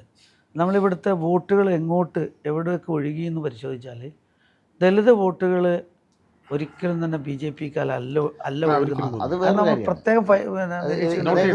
അതായത് പൊതുവേ ആളുകൾ പറയേണ്ടത് ദളിതർ BJPയിലേക്ക് ഒഴുകുന്നു. അത് ശുദ്ധമായ തെറ്റാണ്. BJPയിലേക്ക് തീരെ പോയിട്ടില്ല എന്നുള്ളതാണ്. LDFയിൽ നിന്ന് UDFയിലേക്കാണ് ദളിത് വോട്ടുകൾ വന്നത് എന്നതാണ് ഏറ്റവും പ്രധാനപ്പെട്ട ഘടകം. അതേസമയം BJPയിലേക്ക് ഒഴിയ വോട്ടുകൾ വേറെയുണ്ട്. അതിൽപ്പെട്ട നമ്മുടെ മാനസികാവസ്ഥ പ്രശ്നം ഒന്നും ഈ പരമ്പരാഗതമായോ നൂറ്റാണ്ടുകളായോ ഒരു അതീശത്വം നേരിടേണ്ടി വരുന്ന അടിമത്തം അനുഭവിക്കുന്നവർ സ്വാഭാവികമായും അത് എവിടെ നിന്നാണ് ഇവർക്കറിയാം. ഇതുപോലെ ദളിതരെ ഒരിക്കൽ അടിച്ചമർത്തുകയോ അവരുടെ അവകാശം നിഷേധിക്കുകയോ ചെയ്തവരുടെ പിന്മുറക്കാരാണ് ഇന്നിപ്പോൾ ഈ സംഘപരിവാർ BJP സ്വഭാവത്തിൽ ഉള്ളത് എന്ന തിരിച്ചറിവിലാണ് അവരെ മാറ്റി നിർത്തിയിട്ടുള്ളത്. അതുകൊണ്ട് വളരെ കൃത്യമായി BJPയിലേക്ക് പോകാനുള്ള സാധ്യത വളരെ കുറവാണ് ദളിതർ. അതേസമയം കുറച്ച് ലിബറലായ അംബേദ്കറുടെയും അയ്യൻകാളിയുടെയും ആശയ ആദർശങ്ങൾ കുറച്ചെങ്കിലും സ്വീകരിച്ചിട്ടുള്ള, അല്ലെങ്കിൽ അവിടെ ഭൗതിക ജീവിത സാഹചര്യങ്ങളെ മാറ്റം വരുത്തുമെന്ന് ഉറപ്പുള്ള മറ്റ് കക്ഷികളോട് അവർ സഹകരിക്കാൻ വലിയ തയ്യാറുമാണ്. അല്ല, അതിലെ രണ്ടാമതൊരു കേരളത്തിൽ CPMൻ്റെ അടിത്തറ പോയെന്ന് നേരത്തെ പറഞ്ഞതിനകത്ത് ഒരു കാര്യം മനസ്സിലാക്കേണ്ടത്, നേരത്തെ തന്നെ BJPയിൽ അണിനിരുന്നത് ഇവിടുത്തെ മുന്നോക്ക സമുദായങ്ങളിൽപ്പെട്ട ഹിന്ദു സമൂഹത്തിലെ മുന്നോക്ക സമുദായത്തിൽപ്പെട്ടവരാണ്. പ്രത്യേകിച്ച് നായർ കമ്മ്യൂണിറ്റിയുടെ വോട്ട് പരിശോധിച്ചാൽ ഏതാണ്ട് 3 മുന്നണിക്കും തുല്യമായി വിഭജിക്കപ്പെട്ടിട്ടുണ്ടെന്ന് ഏകദേശമൊക്കെ മനസ്സിലാക്കേണ്ടതാണ്. ബൂത്ത് തരത്തിലുള്ള വോട്ടുകൾ പരിശോധിക്കുമ്പോൾ അത് നമുക്ക് കിട്ടും അതിൻ്റെ കണക്ക്. അതേസമയം നേരത്തെ ഹിന്ദു പിന്നാക്ക സമുദായമുണ്ട്, ദളിതർ അല്ലാത്ത ഹിന്ദു പിന്നാക്ക സമുദായങ്ങൾ, ഈഴവർ, മറ്റ് പിന്നാക്ക സമുദായങ്ങൾ. ഇതിൽ ബഹുഭൂരിപക്ഷം പേര് ഇടതുപക്ഷത്തിൻ്റെ വോട്ട് ബാങ്കായിരുന്നു. ഈ വോട്ട് ബാങ്കുകളിൽ നിന്നാണ് BJPയിലേക്ക് ഒഴുകുന്നത്. അതിൽ തന്നെ വിശ്വകർമ്മജരുടെ കാര്യം നോക്കിക്കഴിഞ്ഞാൽ ഏതാണ്ട് BJPയിലേക്ക് പോയതുപോലെ നമുക്ക് പ്രാദേശികമായി കാണാൻ കഴിയുന്നുണ്ട്. അതുകൊണ്ട് അത്തരം ആളുകളുടെ പോക്കാണ് CPMനെ ദുർബലപ്പെടുത്തിയത്. ഈ കോസ്റ്റൽ ഏരിയയിലെ ധീവര സമൂഹത്തിന് കോൺഗ്രസിന് സ്വാധീനം ഉണ്ടായിരുന്നു. കോൺഗ്രസും തീരപ്രദേശം ദുർബലമായ ഇതൊരു കാരണമായിട്ടുണ്ട്. പക്ഷെ അത് കുറച്ച് റീക്യാപ്ചർ ചെയ്തു എന്നാണ് ഈ ഇലക്ഷൻ നമുക്ക് മനസ്സിലാകുന്നത്. പക്ഷെ അതേസമയം പിന്നെ CPM-ൻ്റെ ഈ ദൗർബല്യമാറ്റാൻ അവർ പ്രയോഗിച്ചത് വെള്ളാപ്പള്ളിയെ പോലുള്ള ആളുകളുടെ മുസ്ലിം വിരുദ്ധതയെക്കുറിച്ച് പ്രോത്സാഹിപ്പിച്ചു കൊടുക്കുക എന്നുള്ളതാണ്. വംശീയ പ്രസംഗങ്ങളുടെ ഘോഷയാത്രയായിരുന്നു കേരളത്തിൽ നടന്നത്. അപ്പോൾ PV അൻവർ എന്ന് പറയുന്ന അവരുടെ MLA എന്തുകൊണ്ടാണ് അത് വിട്ട് പുറത്തു വന്നത്? അദ്ദേഹം ഉയർത്തിയ കാര്യങ്ങളുണ്ട്. അദ്ദേഹത്തിൻ്റെ പൊളിറ്റിക്സിൻ്റെ രീതിയെക്കുറിച്ചോ അദ്ദേഹത്തിൻ്റെ സാമൂഹ്യ പ്രസ്താവനകളെക്കുറിച്ചോ അല്ല പറയുന്നത്. പക്ഷേ അദ്ദേഹം ഉയർത്തിയിട്ടുള്ളൊരു പ്രശ്നമുണ്ട്. അത് അതിൻ്റെ ഒരു മർമ്മം എന്ന് പറയുന്നത് കേരളത്തിലെ ജനതയ്ക്ക് മനസ്സിലായ കാര്യമാണ്.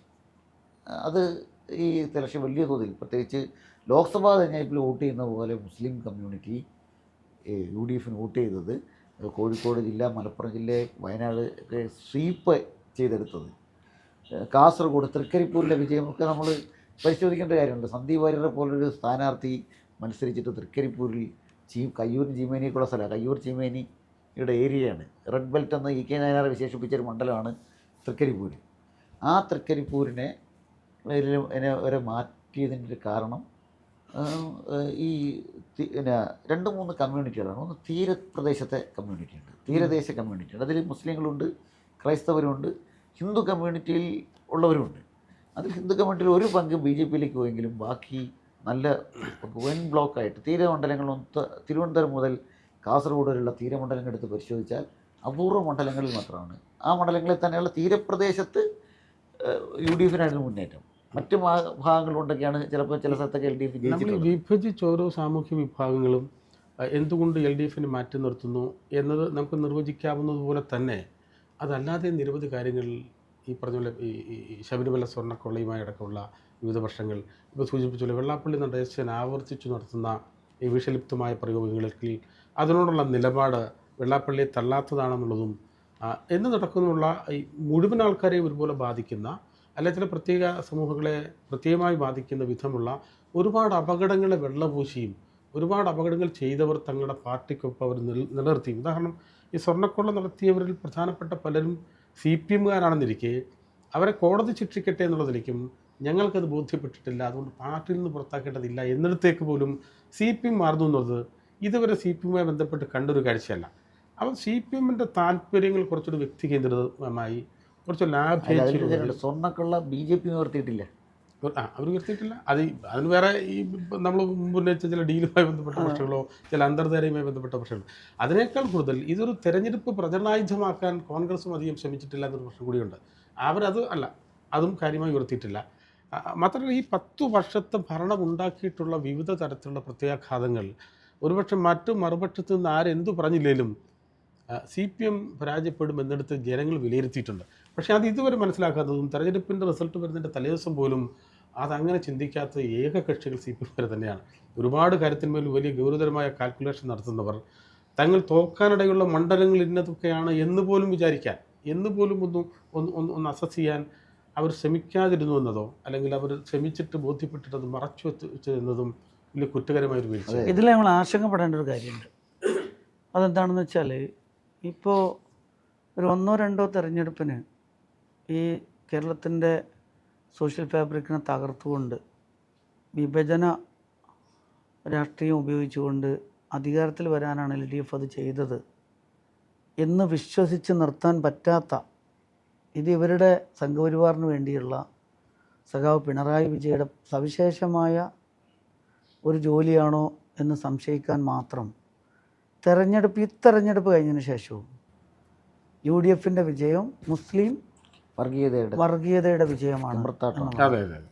അതായത് LDF തോൽക്കുന്നതിൻ്റെ കാരണം മുസ്ലിം വർഗീയത, UDF ജയിക്കുന്നതിൻ്റെ കാരണം മുസ്ലിം വർഗീയതയുടെ വിജയമാണ്. UDF അധികാരത്തിൽ വന്നാൽ മുസ്ലിം ലീഗ് ഭരിക്കും, ആഭ്യന്തരം ജമാഅത്തെ ഇസ്ലാമിക്കായിരിക്കും. അതായത് സംഘപരിവാർ എന്താണോ അധികാരത്തിന് വേണ്ടി ഉപയോഗിക്കുന്ന ഇസ്ലാമോ ഫോബിയ അല്ലെങ്കിൽ മുസ്ലിം പേടി, മുസ്ലിങ്ങൾ അധികാരത്തിൽ വരും, അവർ ഭരിക്കും. ഇതേ കാര്യം ആവർത്തിച്ച് CPM-ൻ്റെ ഉത്തരവാദപ്പെട്ട നേതാക്കന്മാർ പറഞ്ഞുകൊണ്ടിരിക്കുന്നു. തെരഞ്ഞെടുപ്പ് കഴിഞ്ഞിട്ടും അത് തന്നെ തുടരുന്നു എന്ന് പറയുമ്പോൾ ഒരു തെരഞ്ഞെടുപ്പ് വിജയത്തിനും അപ്പുറത്ത് സംഘപരിവാറിന് വേണ്ടിയിട്ട് അതൊരു അസൈൻമെൻ്റായിട്ട് ഇവർ ഏറ്റെടുത്ത് നിർവഹിക്കുകയാണോ എന്നത് വളരെ ഗൗരവപ്പെട്ടൊരു കാര്യമാണ്. ഇപ്പോൾ രാകേഷിൻ്റെ സ്റ്റേറ്റ്മെൻറ്റ് വന്നു എന്നതിലേറെ പ്രധാനം അതിനെ എൻഡോസ് ചെയ്തിരിക്കുന്നു. പ്രതിപക്ഷ നേതാവായ പിണറായി വിജയൻ അതിനെ എൻഡോസ് ചെയ്തിരിക്കുന്നു എന്നുള്ളതാണ്.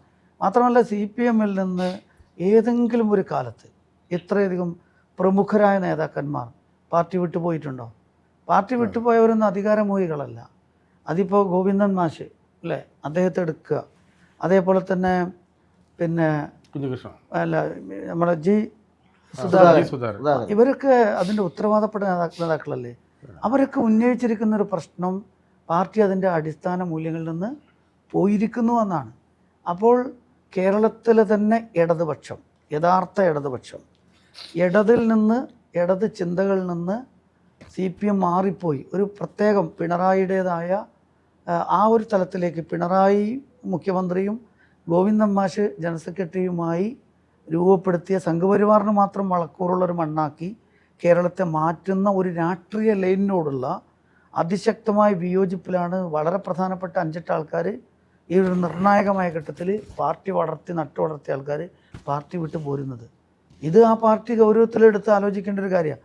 ഒരു അധികാരമോഹ പ്രശ്നം അതിൻ്റെ അകത്ത് നമ്മൾ കാണുന്നില്ല. അതിൻ്റെ നമുക്ക് മനസ്സിലാവുന്ന ഒരു കാര്യമാണല്ലോ, CPM-ൻ്റെ മണ്ഡലങ്ങളിൽ CPM വിജയിച്ചു കൊണ്ടിരുന്നിടത്താണല്ലോ BJP ഇപ്പോൾ വിജയിച്ചിരിക്കുന്നത്. അപ്പോൾ സ്വാഭാവികമായും CPM-ൻ്റെ പ്രവർത്തനത്തിൻ്റെ റിസൾട്ട് BJPക്ക് കിട്ടുന്ന വിധം ആണ് എന്ന് തോന്നിപ്പോവുക ചെയ്യുന്നത്. അങ്ങനെ തന്നെ സംഭവിച്ചത്. ഇതിലെ വേറൊരു ഘടകം കൂടി നമ്മൾ നോക്കുന്നുണ്ട്, ക്രൈസ്തവ വോട്ടുകൾ. കഴിഞ്ഞ കുറച്ച് കാലമായിട്ട് ഈ ക്രൈസ്തവ വോട്ടുകൾ പിടിക്കാൻ CPM-ഉം BJP-യും ഒരേ തന്ത്രമാണ് പയറ്റുന്നത്. ഇപ്പോൾ അമീർ ഹസൻ കുഞ്ഞാലിക്കുട്ടി എന്ന് കോടിയേരി ബാലകൃഷ്ണൻ 2020 പറഞ്ഞത് ക്രൈസ്തവ വോട്ടുകളെ CPM-ലേക്ക് ആകർഷിക്കാനാണ്. UDF ഉമ്മൻചാണ്ടിയുള്ള UDF അതെ ഹസൻ കുഞ്ഞാലിക്കുട്ടി അമീർ മാത്രം മാറ്റിയെടുക്കുക. മാത്രമല്ല ആ കാലത്തുണ്ടായൊരു അന്തർദേശീയമായിട്ടുള്ള ചില പ്രശ്നങ്ങളെപ്പോലും, കേരളമായിട്ട് യാതൊരു കണക്റ്റഡും അല്ലാത്ത പ്രശ്നങ്ങളെപ്പോലും കേരളത്തിൽ ഉപയോഗിക്കാൻ CPM ശ്രമിച്ചത് മുസ്ലിം ക്രൈസ്തവ ഡിവിഷൻ ഉണ്ടാക്കുക. കേരള കോൺഗ്രസിൻ്റെ മുന്നണി മാറ്റമൊക്കെ ഇതിനൊരു ഘടകമായിട്ടുണ്ട്. അപ്പോൾ ആ സമയത്തു നിന്ന് മാറിയിട്ട് ഇപ്പോൾ ക്രൈസ്തവ വോട്ടുകൾ എൻ ബ്ലോക്കായി. പ്രത്യേകിച്ച് ഇപ്പോൾ നമ്മൾ നോക്കേണ്ടത് ക്രൈസ്തവ പാർട്ടി എന്ന് പറയാവുന്ന ഒരു പാർട്ടിയാണ് കേരള കോൺഗ്രസ് M. ഒരു സീറ്റും ജയിക്കാൻ പറ്റില്ല. LDF-ന്റെ കൂടെ ആയതുകൊണ്ട് അത് ചരിത്രത്തിൽ ആദ്യമായിട്ടാണ്. 64-ന് ശേഷം ഈ കേരള കോൺഗ്രസ് ഉണ്ടായതിനു ശേഷം ആദ്യമായിട്ടാണ് മാണി വിഭാഗത്തിൽ നിന്ന് ഒരാളും MLA ആവാതിരിക്കുന്നത്. അപ്പോൾ ഇത് ക്രൈസ്തവ വിഭാഗത്തിൻ്റെ മാറ്റം വളരെ പ്രധാനപ്പെട്ട ഒന്നാണ്. ക്രൈസ്തവ വിഭാഗം ഇപ്പം മണിപ്പൂർ സംഭവം, ഇപ്പോൾ തൃശ്ശൂരിൽ സുരേഷ് ഗോപിയുടെ വിജയത്തിൽ ക്രൈസ്തവ വോട്ടുകൾ വളരെ ക്രൂഷ്യലായിരുന്നു. ആ തൃശ്ശൂരിൽ ഇത്തവണ BJP 3-ാം സ്ഥാനത്തേക്കും മറ്റ് മണ്ഡലങ്ങളിലൊക്കെ പരാജയപ്പെട്ടു. ഇപ്പോൾ R ബിന്ദുവിൻ്റെ തോൽവിയൊക്കെ ഈ ക്രൈസ്തവ വോട്ടുകൾ എൻ ബ്ലോക്കായിട്ട് തിരിച്ച് UDF-ലേക്ക് പോയതാണ് ഒരു കാരണം. കോട്ടയം, ഇടുക്കി, പത്തനംതിട്ട ജില്ലകളിലൊക്കെ UDF-ൻ്റെ വിജയത്തിൻ്റെ എറണാകുളം ജില്ല ക്ലീൻ സ്വീപ്പായി. എറണാകുളത്ത് പൊതുവേ തന്നെ കോൺഗ്രസിൻ്റെ ഒരു ആധിപത്യമുള്ളൊരു ജില്ലയാണ്. പക്ഷേ അവിടെ പോലും ക്ലീൻ സ്വീപ്പായിട്ട് വിജയിച്ചെടുക്കുക എന്ന് പറയുന്നത് സംഭവിക്കാത്ത കാര്യമാണ്. പക്ഷേ അപ്പോൾ ക്രൈസ്തവ മേഖലയിൽ ഒരുപാട് പ്രശ്നങ്ങളുണ്ടായിരുന്നു. ക്രൈസ്തവ മേഖലയുമായി ബന്ധപ്പെട്ട് 2-3 ഘടകങ്ങൾ. ഒന്ന് നിർവഹണപരമായ പ്രശ്നമുണ്ട്, ഈ വന്യമൃഗശല്യങ്ങൾ, ഇത്തരം കാര്യങ്ങളൊക്കെ ഏറ്റവും കൂടുതലുള്ളത് ആ മേഖലയിലാണ്. രണ്ടാമത് BJP-യുടെ ഭാഗത്തു നിന്നുള്ള ഇപ്പോൾ മണിപ്പൂർ പ്രശ്നം, അതൊരു ഈ ഡിസംബർ മുതൽ, അതായത് ക്രിസ്മസ് ടൈമിൽ ഭയങ്കരമായിട്ട് ക്രിസ്ത്യൻ കമ്മ്യൂണിറ്റി ആക്രമിക്കപ്പെട്ടു, ചർച്ചകൾ ആക്രമിക്കപ്പെട്ടു. ഉത്തരേന്ത്യയിൽ നിന്ന് വരുന്ന വാർത്തകൾ എനിക്ക് തോന്നുന്നു മുസ്ലിങ്ങൾക്കെതിരെ നടക്കുന്നതിനേക്കാളും ക്രൈസ്തവർക്കെതിരെയാണ് നടന്നത്. FCRA ഏറ്റവും അവസാനം ഒടുവിൽ വന്നു. ഇതെല്ലാം വലിയൊരു ഘടകമായി. എനിക്ക് തോന്നുന്നത് ഇപ്പോൾ PC ജോർജും ഷോൺ ജോർജും ഒക്കെ തകർന്നു വന്നില്ലായിരുന്നെങ്കിൽ ഒരു പക്ഷേ ഭയപ്പെടുത്തുന്ന ഒരവസ്ഥ വിജയം BJP ഒരു പക്ഷേ കേരളത്തിൽ ഉണ്ടാക്കുമായിരുന്നു എന്ന് തോന്നിപ്പോകുന്നു. ഇല്ല, അങ്ങനെ തോന്നേണ്ട കാര്യമൊന്നുമില്ല. കാരണം ക്രൈസ്തവർ മാത്രമല്ല, തിരുവല്ലടക്കം അതായത് ഈ ക്രിസ്ത്യൻ വോട്ടിൽ ഒരു കാസ എന്ന് പറയുന്ന RSS-ന് വേണ്ടി ഒരു പോഷക സംഘടന പ്രവർത്തിക്കുന്നുണ്ടെങ്കിലും ക്രിസ്ത്യൻ കമ്മ്യൂണിറ്റി അവർ BJP-യുടെ ഒരു വോട്ട് ബാങ്ക് ആവില്ല, RSS-ന്റെ ഒരു വോട്ട് ബാങ്ക് ആവില്ല, ദളിത് കമ്മ്യൂണിറ്റിയും ആവില്ല. ഈ ക്രിസ്ത്യൻ കമ്മ്യൂണിറ്റിയിൽ നിന്ന് RSS-ന് ആവശ്യമുള്ള ചില കാര്യങ്ങൾ നിർവഹിക്കുന്ന അതിൻ്റെ പ്രയോജനം കിട്ടുന്ന ചില ടീമുകളുണ്ടായേക്കാം, കാസ പോലുള്ള ചില അല്ലാതെ ഒരിക്കലും തന്നെ കാരണം ക്രിസ്ത്യൻ കമ്മ്യൂണിറ്റിയോട് എന്താണ് RSS-ൻ്റെയും BJP-യുടെ നിലപാട്? മുസ്ലിം കമ്മ്യൂണിറ്റിയോടുള്ള നിലപാട് തന്നെയാണ്. പൗരത്വം നിഷേധിക്കപ്പെടേണ്ടവരും രാജ്യത്ത് നിന്ന് പുറത്താക്കപ്പെടേണ്ടവരാണ് അവർ.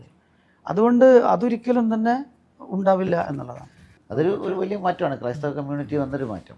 പക്ഷേ ഈ പറഞ്ഞ പോലെ ഈ ചിലർ അങ്ങനെ പോകത്തില്ല എന്ന് നമ്മൾ വിചാരിക്കുന്നിടത്ത് അതിനും അപ്പുറത്ത് ഈ BJP പോലുള്ള സംഘപരിവാർ സാധ്യതകൾക്ക് അവസരം ഉണ്ടാക്കി കൊടുക്കുന്നൊരു പണി അറിഞ്ഞോ അറിയാതെയോ ഇടതുപക്ഷം കേരളത്തിൽ നിർവഹിച്ചിരിക്കുന്നു, അത്തരമൊരു ബേസ് ഉണ്ടാക്കിയിരിക്കുന്നു എന്നൊരു അപകടത്തെ നമ്മൾ കാണാതിരുന്നു കൂടാ എന്നതാണ്. അപ്പോൾ ക്രൈസ്തവ കമ്മ്യൂണിറ്റി ബി ജെ പിക്ക് വോട്ട് കിട്ടിയിട്ടില്ല എന്ന് പറയാൻ പറ്റില്ല.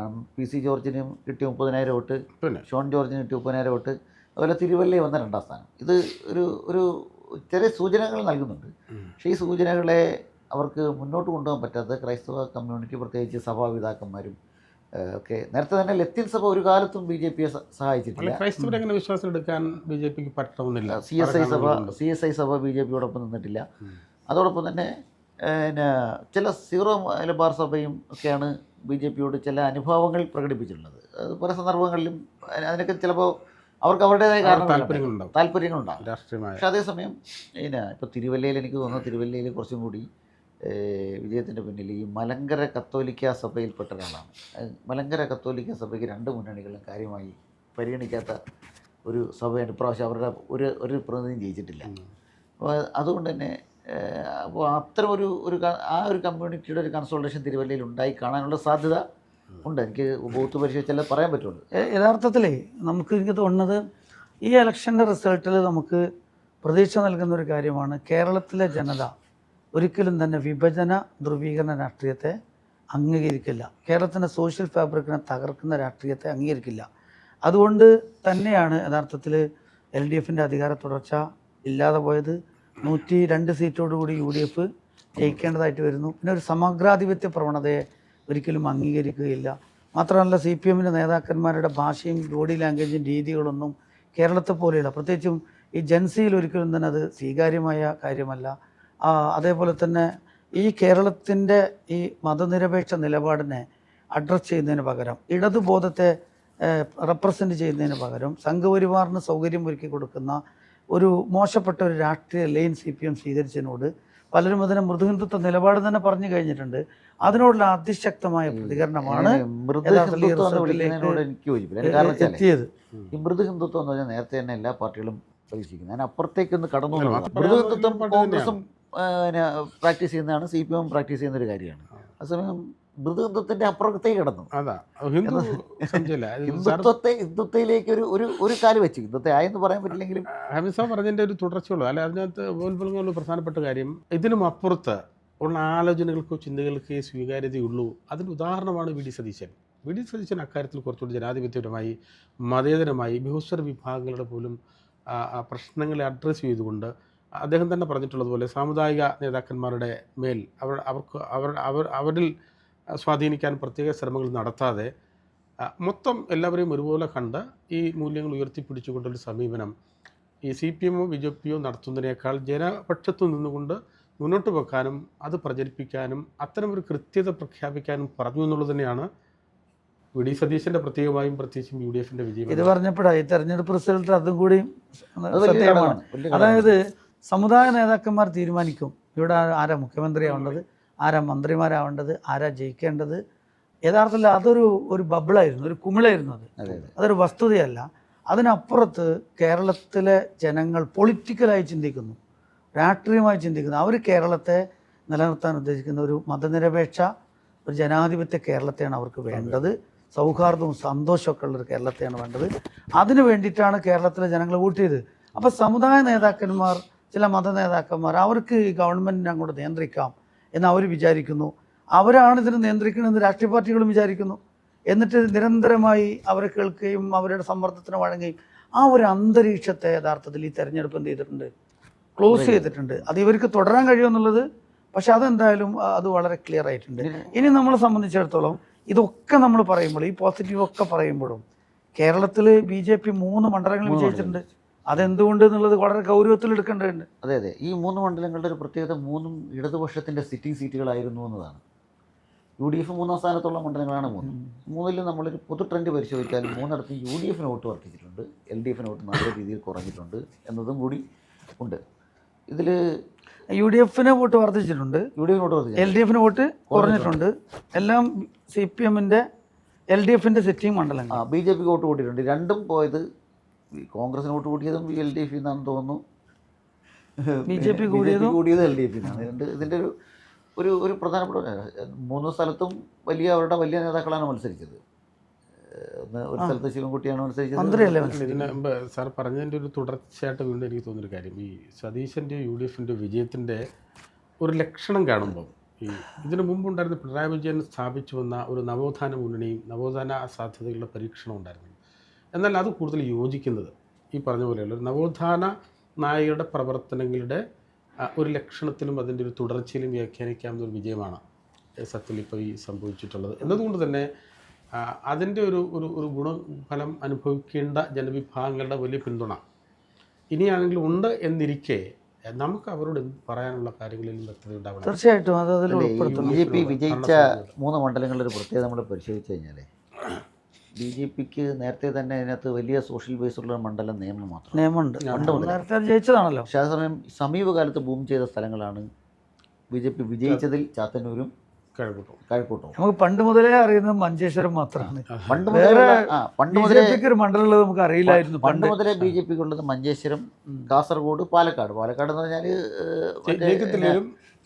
അവരുടെ ഒരു കേന്ദ്രമാണ്. പഴയ കാലത്ത് തന്നെ ജനസംഘമുള്ള കാലത്ത് തന്നെ പാലക്കാട് BJPക്ക് കൃത്യമായി ബേസ് ഉള്ള ഇന്ത്യയിൽ ആദ്യത്തെ ജനസംഘത്തിൻ്റെ കൗൺസിലർ ഉണ്ടായ സ്ഥലമാണ് പാലക്കാട്. അപ്പോൾ ഇന്ത്യയിൽ തന്നെ ഒരു BJPയുടെ ഒരു ശക്തി കേന്ദ്രമായി മനസ്സിലാക്കാവുന്ന RSSൻ്റെ ഒരു കേന്ദ്രമായി മനസ്സിലാക്കുന്ന സ്ഥലമാണ് പാലക്കാട്. പക്ഷേ പാലക്കാട് അവർക്ക് ഇതുവരെ ജയിക്കാൻ പറ്റിയിട്ടില്ല. അപ്പോൾ ഇതിലൊരു പ്രശ്നം എന്ന് പറഞ്ഞാൽ ചിലപ്പോൾ വെള്ളാപ്പള്ളി നടേശനെ പോലുള്ള ആളുകൾ ഒക്കെ നടത്തിയിട്ടുള്ള സാമൂഹ്യ ധ്രുവീകരണം BJPക്ക് ഈ 3 സ്ഥലങ്ങളിലും വലിയ തോതിൽ സഹായകമായി എന്നാണ്. പ്രത്യേകിച്ച് ചാത്തന്നൂരിലെയും കഴക്കൂട്ടത്തെയും ജനസംഖ്യ ഇതെടുത്ത് പരിശോധിച്ചാൽ, ഡെമോഗ്രഫി എടുത്ത് പരിശോധിച്ചാൽ അവിടെ അത്തരം ഘടകങ്ങൾ അവർക്ക് സഹായകമായി എന്ന് മനസ്സിലാക്കാൻ കഴിയും. അതായത് അത്തരം OBC സാമൂഹ്യ വിഭാഗങ്ങൾ. അതെ, സാമൂഹ്യ വിഭാഗങ്ങൾ കുറച്ച് മറ്റുള്ള നിയമത്തിൽ ഒരു BDJSലേക്കല്ല, BDJS നിന്ന് വരെ BJPയിലാക്കാം. ഫേക്ക് പാർട്ടിയാണ്. അത് BJPയിലേക്ക് ആളെ റിക്രൂട്ട് ചെയ്യാൻ വേണ്ടിയുള്ള അത് സംഭവിച്ചു പറഞ്ഞാൽ അത് CPMന്റെ വോട്ട് ബാങ്ക് കാണാൻ പോകുന്നത്. അതെ, അതാണ് അവിടെ സംഭവിച്ചതാണ്. ഈ കോർപ്പറേഷനും അങ്ങനെയാണ്. കോർപ്പറേഷൻ LDFന്റെ കോർപ്പറേഷനാണ്. തിരുവനന്തപുരം കോർപ്പറേഷൻപ്പെട്ട 2 മണ്ഡലങ്ങളാണ് അത്രയും ചേർത്ത്. അതേസമയം വട്ടിയൂർക്കാവിലെ കോർപ്പറേഷൻ ഇലക്ഷന് വട്ടിയൂർക്കാവിൽ കൂടുതൽ സീറ്റ് BJP ആണ് ജയിച്ചത്. അത് തിരിച്ചുപിടിക്കാൻ മുരളീധരനായി. അതായത് ഇത് ജനങ്ങളുടെ ശ്രദ്ധയിൽ പ്രധാനമായി കൊണ്ടുവരേണ്ട 2-3 കാര്യങ്ങളുണ്ട്. ഈ 3 മണ്ഡലങ്ങളും പ്രത്യേകിച്ച് തിരുവനന്തപുരം കോർപ്പറേഷനും CPMൻ്റെതായിരുന്നു.